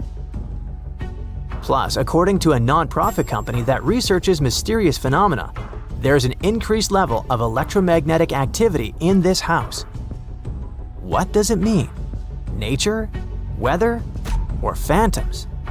Choose for yourself what to believe in. Okay, there are 2 creepy places in Tasmania, but the reason why people leave this place is different. We're getting closer and closer to it. Hobart is the capital of Tasmania, and there's an old prison here, where people still run tours. Tourists come here to tickle their nerves, because the most terrible sentences were carried out here. There are rumors about strange smells, flickering shadows, and a creepy atmosphere that make this place scary. Yes, if you're a tourist and come here for fun, you will get an interesting experience. But if you're a local and live nearby, then maybe it might bother you. But of course, an abandoned old prison wouldn't discourage people from living on a giant, picturesque island. There's a bigger reason. There's a city in Tasmania called Richmond. According to local legends, once upon a time, George Grover lived here. He was a security guard who kept order during the construction of the Richmond Bridge, which was built by convicts. George Grover was an evil man who treated prisoners cruelly. One day, the prisoners decided to take revenge on him and pushed him off the bridge. Since then, rumors have been circulating that the spirit of George Grover is walking under the bridge with his big black and white dog, which is called Grover's dog. Tourists and locals reported they had seen this evil security guard at night. He didn't harm them, but gave a severe fright. Many terrible events related to escaped prisoners also took place on the island. So judging by the history of Tasmania, there's been a lot of pain and misery here. Perhaps this affects the overall energy of the island. But is this the reason why so few people come to live here? Now we'll finally learn the most terrifying explanation. Are you ready? Please get away from the screens if you're faint of heart. There's almost no internet connection in some parts of the island. Boo! The signal is very weak and unreliable, which makes it impossible for people to work remotely and watch our videos. Besides, Tasmania is separated from Australia by the Bass Strait, which creates logistical difficulties for trade and traveling. Today in 2025, would you agree to live on a huge island with bad internet? You will also have to pay more and wait longer for the delivery of any goods. One of the main sources of income is tourism. In addition, rental prices are rising here, especially in central cities. Because of logistical difficulties, prices for food and necessities are rising here. One of the biggest problems is waiting lists in public hospitals in Tasmania. People who need modern medical care have to wait a long time for their turn, or they gotta spend tons of money to get to the mainland. Tasmania is getting old. More and more young people are leaving this place. There are no major corporate headquarters on the island. There are no large enterprises here like in Sydney and Melbourne, which means there are few career opportunities. Low salaries and unemployment are forcing young people to move to the mainland. The falling standard of living creates serious demographic problems. On the one hand, this is bad. The fewer people there are, the more difficult it is to raise the economy, to run agriculture, and somehow improve this region. But on the other hand, it's good for nature. About 24% of Tasmania's land area is a World Heritage Site. This territory is one of the last in the world to have cool rainforests. It's also home to one of the richest archaeological sites in Australia. Scientists found evidence that people lived here at least 20,000 years ago. Of course, these factors are not as creepy as the stories about haunted houses, but they can scare you away from moving to Tasmania. The idea that you live almost on the edge of the world, surrounded by the endless waters of the ocean, can be scary. You can meet unique animals that don't live anywhere else in the world and see incredible trees. For example, the centurion tree, which is eucalyptus, is one of the tallest and oldest trees in the world. Its height is about 330 feet, and its age is about 400 years. The nature of Tasmania is incredibly beautiful. There's so much peace and calm here. In a sense, it's a paradise. But let's be honest, would you agree to live here considering all the nuances? Let's hope that people will find ways to improve the economy and raise the standard of living so young people won't leave this region. You type Tonga Cliff Mystery into Google and this pops up. A rock. Yep, just a rock. At least at first glance. But it gets weird once you realize this is actually a 2-story tall boulder perched on top of a 120-foot high cliff in Tonga. And it's chilling there, at a whopping 128 feet above sea level. So, how the heck did this rock get there? First, a proper introduction. This is Makalahi, which means big rock in Tongan. This name hits the nail on the head because this baby stands at about 22 feet tall. That's taller than a giraffe standing on its tiptoes. And it weighs over 1,300 tons. And that's like stacking nearly 325 elephants on a giant scale. With those massive measurements, it makes total sense that the locals call it Makalahi. But from now on, we can also think of it as the giant tsunami rock. And to understand why, I've got to tell you the story of Makalahi in Tonga. In 2024, researchers from the University of Queensland's School of the Environment were exploring the southern side of Tongatapu Island. One day, they were chatting with a group of local farmers who mentioned a strange and massive rock sitting up on a cliff. And they were honestly pretty surprised. After all, it didn't make any sense for such a huge boulder to be located that far inland, especially since it's sitting about 656 feet away from the edge of the cliff. On top of that, it was covered in vegetation and surrounded by overgrowth, which suggests it's been sitting there for a long, long time. That's when they started asking themselves the big question: where did this rock even come from? So to figure it out, the team created a 3-dimensional model of the boulder and headed to the coast. After some careful research, they finally found the spot where the boulder could have originated. Turns out it broke off from a cliff more than 90 feet above sea level. Alright, so they found the source, but let's take a moment to recap what we know so far. The rock originally came from a spot about 98 feet above sea level, and now it's sitting at 128 feet above sea level. That's a pretty big jump. Sure, it's not like climbing Mount Everest or anything, but come on, it's a rock. It didn't just grab some gear and climb up there by itself. That brings us back to the big question. How did this massive boulder get up there? Well, it was probably moved by a tsunami. Yep, this rock could actually be solid ancient evidence of a tsunami. You see, we're talking about Tonga, an island country in Polynesia, part of Oceania.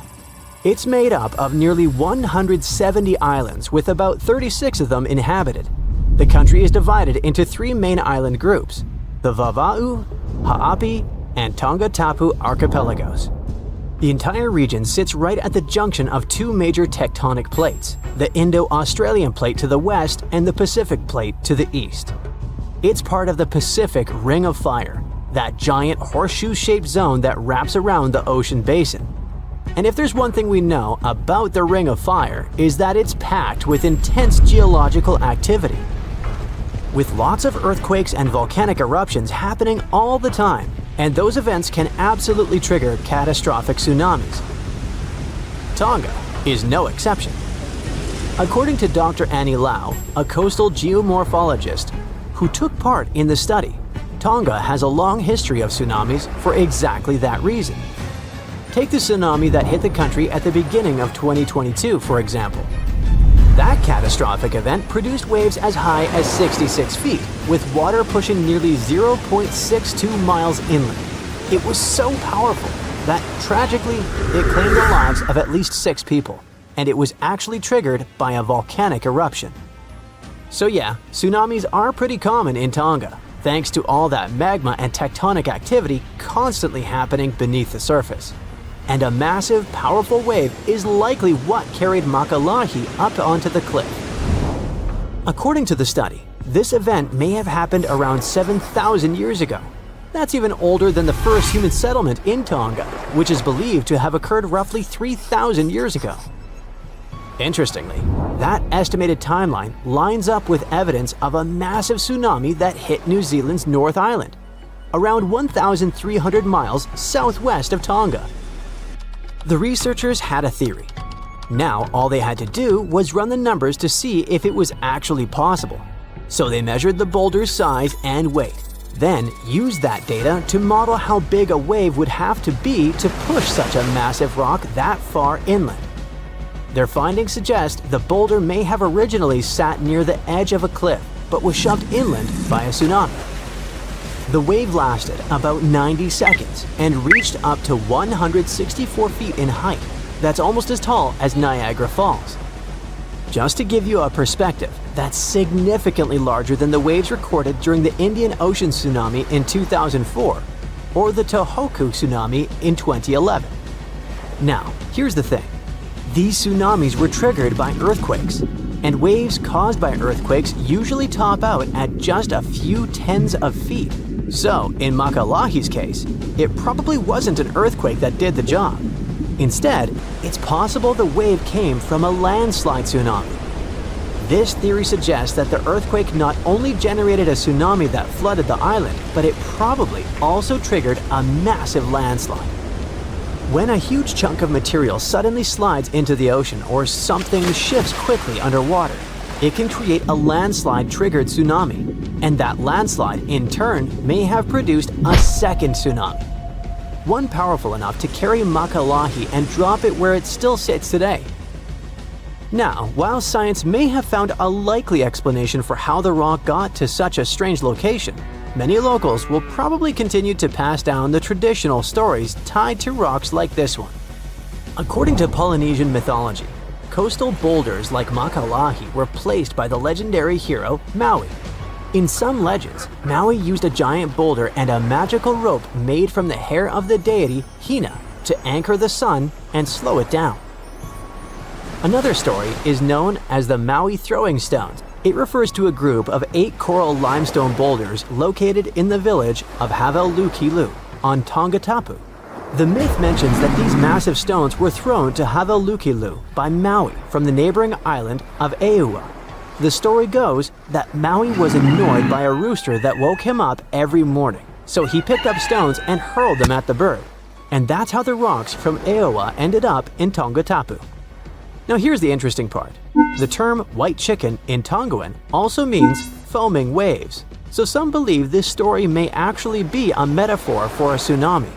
Even though these myths don't mention Makalahi directly, they show how important rocks like these are to local people. Now, we can say that this archaeological evidence is not only important for culture, but also for science. The recent study gives us some fascinating theories about how the rock ended up so high up and so far inland. But researchers still need to find what's called a landslide scar to prove their point and fully solve the Tonga Cliff mystery. Follow-up research is crucial because it will help us to uncover what triggers these kinds of events and how often that might happen. And who knows? One day we might come across new cases of giant rocks moved by giant tsunamis, each one carrying its own story from the deep. Welcome to one of the most mysterious and unexplored places on Earth. But what's so special about that? It's just some icy peaks and the endless snowy expanse of Antarctica. Yeah, that's right, but there's still a planetary scale mystery here. No matter how hard you try, you won't see a hidden mountain range, giant, unexplored land where no human has ever set foot, and it lies under another layer of mountains. It's like a nesting doll, but the size of a continent. These mountains hide Antarctica secrets, and these secrets can tell us something awesome about the ancient history of our planet. This gigantic unexplored territory in Antarctica is called the Gambritsev Subglacial Mountains. And the layer of ice above keeps this place untouched by nature and people. It's like a land inside another land, and it hides more than just mountains. There are valleys, hills, and plains. The whole area is similar to the European Alps, but unfortunately, we can't enjoy the view. Those mountains were first discovered in 1958 using seismological instruments. More than half a century has passed since then, and this place still remains one of the most poorly studied tectonic objects on Earth. Why? Because it's ice. A lot of ice. Who knows? Maybe there are some unknown ancient artifacts lying there. What if they're hiding a secret city or spaceships? It's unlikely, of course, but it would still be interesting to look there. Think about it. Hundreds or even thousands of miles of land that have remained unchanged for hundreds of millions of years. Even if no new species of animals or remains of an ancient civilization are there, this place still has a history. The history of the formation of continents on our planet. And scientists have already figured out some of this story. The mountains buried in Antarctica were originally like ordinary mountains, but as a result of a planetary scale event, they just… Wait a minute. Have you ever wondered how mountain ranges are formed? We see them in real life, in movies, in photos on the internet. We climb them. But how did they appear? Mountains have not always existed on the planet in this form. They appeared as a result of a large-scale collision of tectonic plates. Two giant solid chunks of ground are moving toward each other, then crash, and boom! Millions of tons of the Earth's crust pile on top of each other, mix, and form ledges and gorges. And all this can last for millions of years. Yes, it's a disaster, but it's very slow. Some tectonic plates are still colliding. For example, the Himalayas continue to grow because the Indian and Eurasian plates are still ramming into each other. And this process began about 50 million years ago. The Gambritsev Mountains under ice experienced a similar event, only much earlier. An article in the journal Earth and Planetary Science Letters says that they appeared during the formation of the supercontinent Gondwana. Two giant pieces of land were separated by a boundless ocean. But then, About 700 million years ago, they collided and formed Gondwana. This supercontinent included the territories of modern Africa, South America, Australia, India, and Antarctica. The giant pieces crashed into each other and released a stream of hot, partially molten rock. This mess grew bigger and bigger, forming mountains.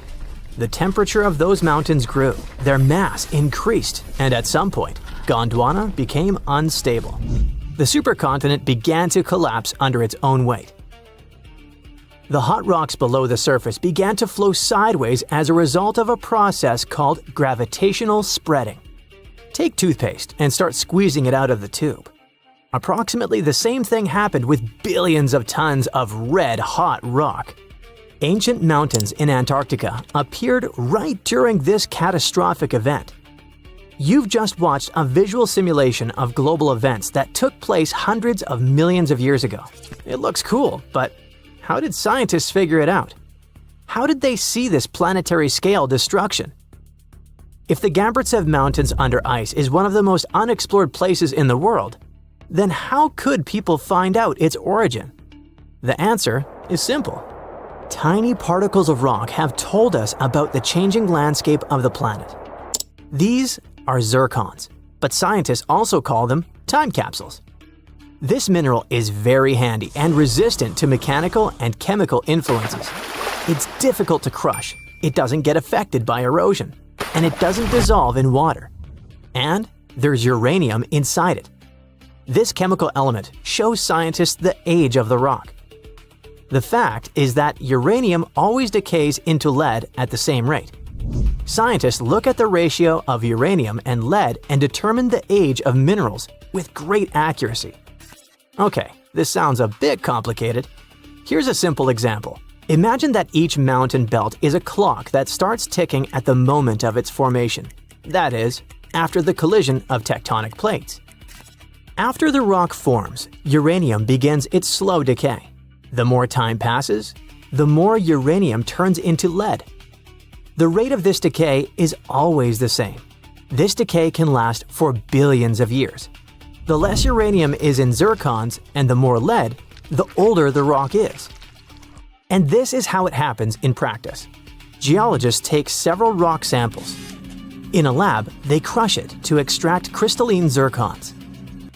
Geologists then dissolve the particles in acid to separate uranium from lead.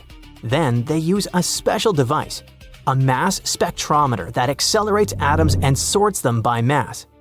This is a rather complicated process, but the bottom line is that this device shows scientists the amount of uranium and lead. They look at the ratios of these two elements and calculate the age of the rock. Geologists took zircons from sandstones near the Gambritsev Mountains, studied those particles, looked at the level of uranium, and calculated the chronology of mountain formation. Then they compared the data obtained with the history of our planet and realized that the mountains buried in Antarctica appeared during the formation of the supercontinent Gondwana. But how did they find out that the supercontinent included Australia, India, and Africa? Zirconia from those Antarctic rocks turned out to be very similar to zirconium from those countries. That is, a long time ago, these three continents were together. So, the Gambritsev Mountains began to grow about 650 million years ago.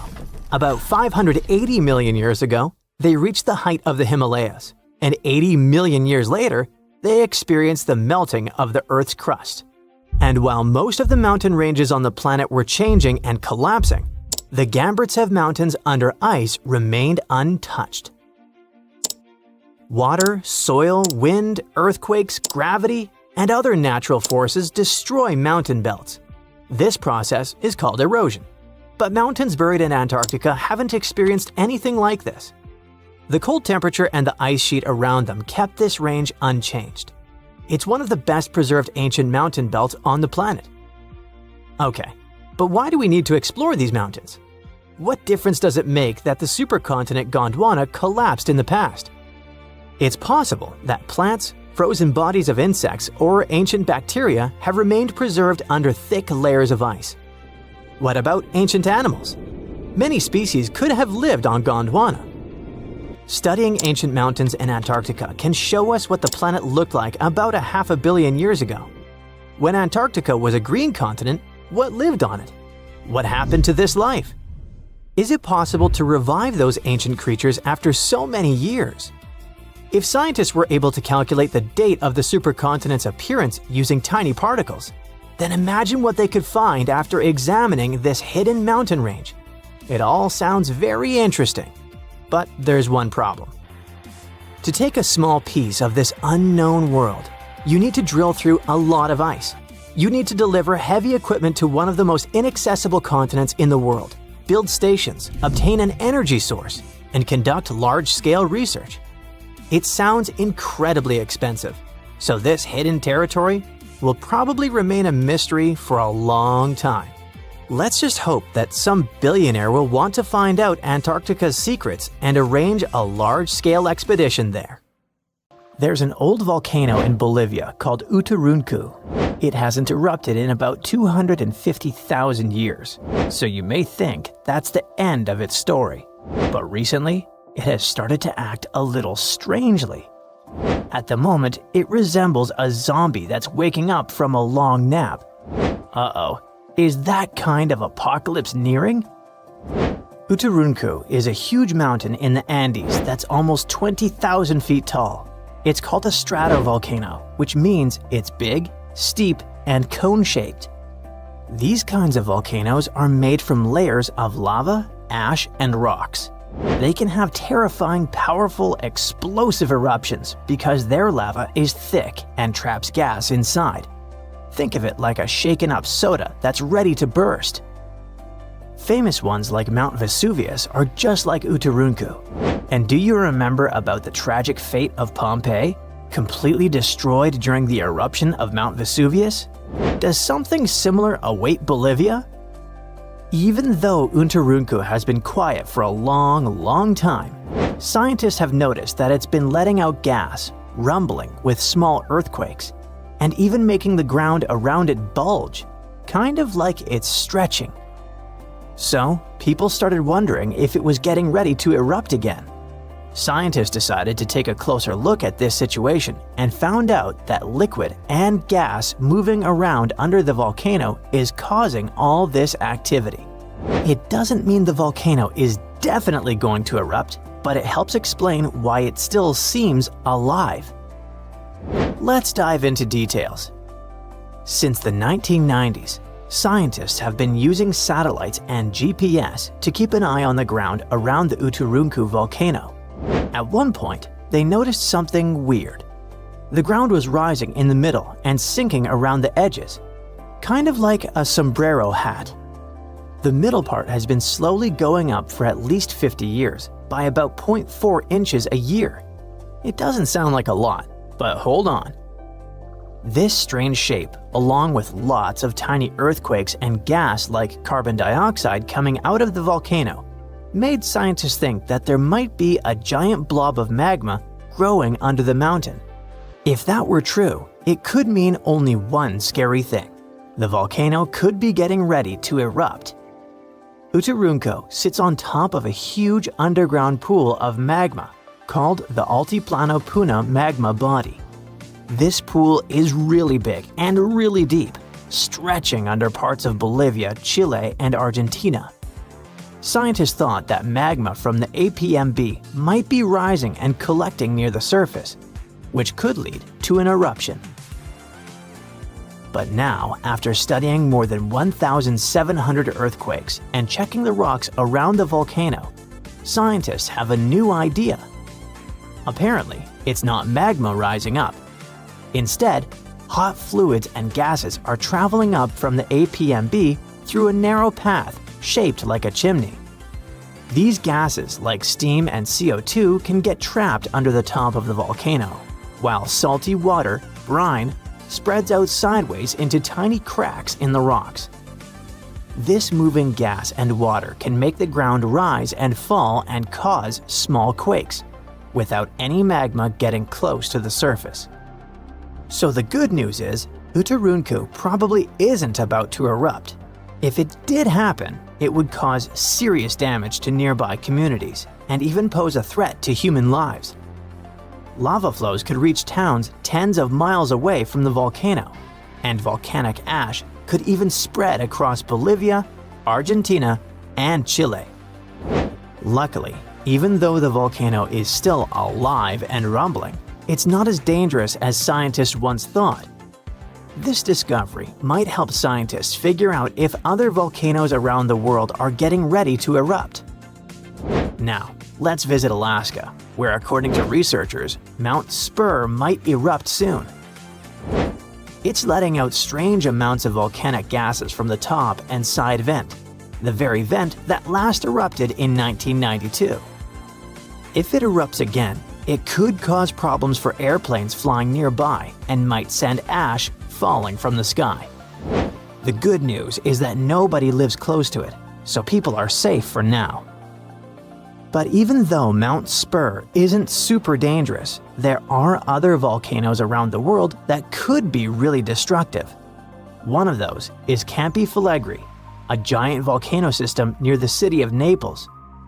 Instead of one big mountain, it has 24 craters spread across the area. It last erupted in 1538, but its biggest eruption happened about 40,000 years ago. That explosion covered the whole Mediterranean region in ash and made temperatures drop by up to 16.2 degrees Fahrenheit in Eastern Europe, which led to a very cold volcanic winter. If Campi Flegrei erupted again today, it could be very dangerous. It might cover Naples and nearby places in ash, causing earthquakes and landslides, and create air pollution and acid rain. Scientists are keeping an eye on it, especially after a 4.4 magnitude earthquake shook the area in March 2025. But the good news is there's no sign that magma is rising to the surface right now, which means an eruption isn't expected soon. Still, since Italy has a lot of volcanic activity, experts continue to watch it carefully. Mount Vesuvius is also in Italy and is one of the most famous volcanoes in the world. It's known for its huge eruption in 79 CE that buried the Roman cities of Pompeii and Herculaneum. The last time the volcano erupted was in 1944.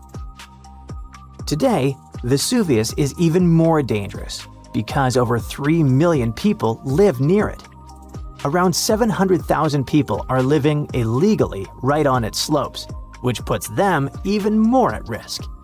If the volcano erupts again, it could send rocks and ash flying through the air at nearly 100 miles per hour and cause major destruction, possibly even wiping out Naples. And still, scientists believe a big eruption from Vesuvius probably won't happen for a few hundred more years. But since it's still an active volcano, researchers continue to monitor it. Cumbre Vieja is a volcano on the island of La Palma, which is part of the Canary Islands. It last erupted in 2021. During that eruption, lava poured out of the volcano and flowed all the way to the sea. It destroyed over 3,000 homes, but luckily, thousands of people were safely evacuated, so it wasn't as bad as it could have been. In the past, scientists were worried that a huge eruption could cause the entire western side of the volcano to break off and crash into the ocean.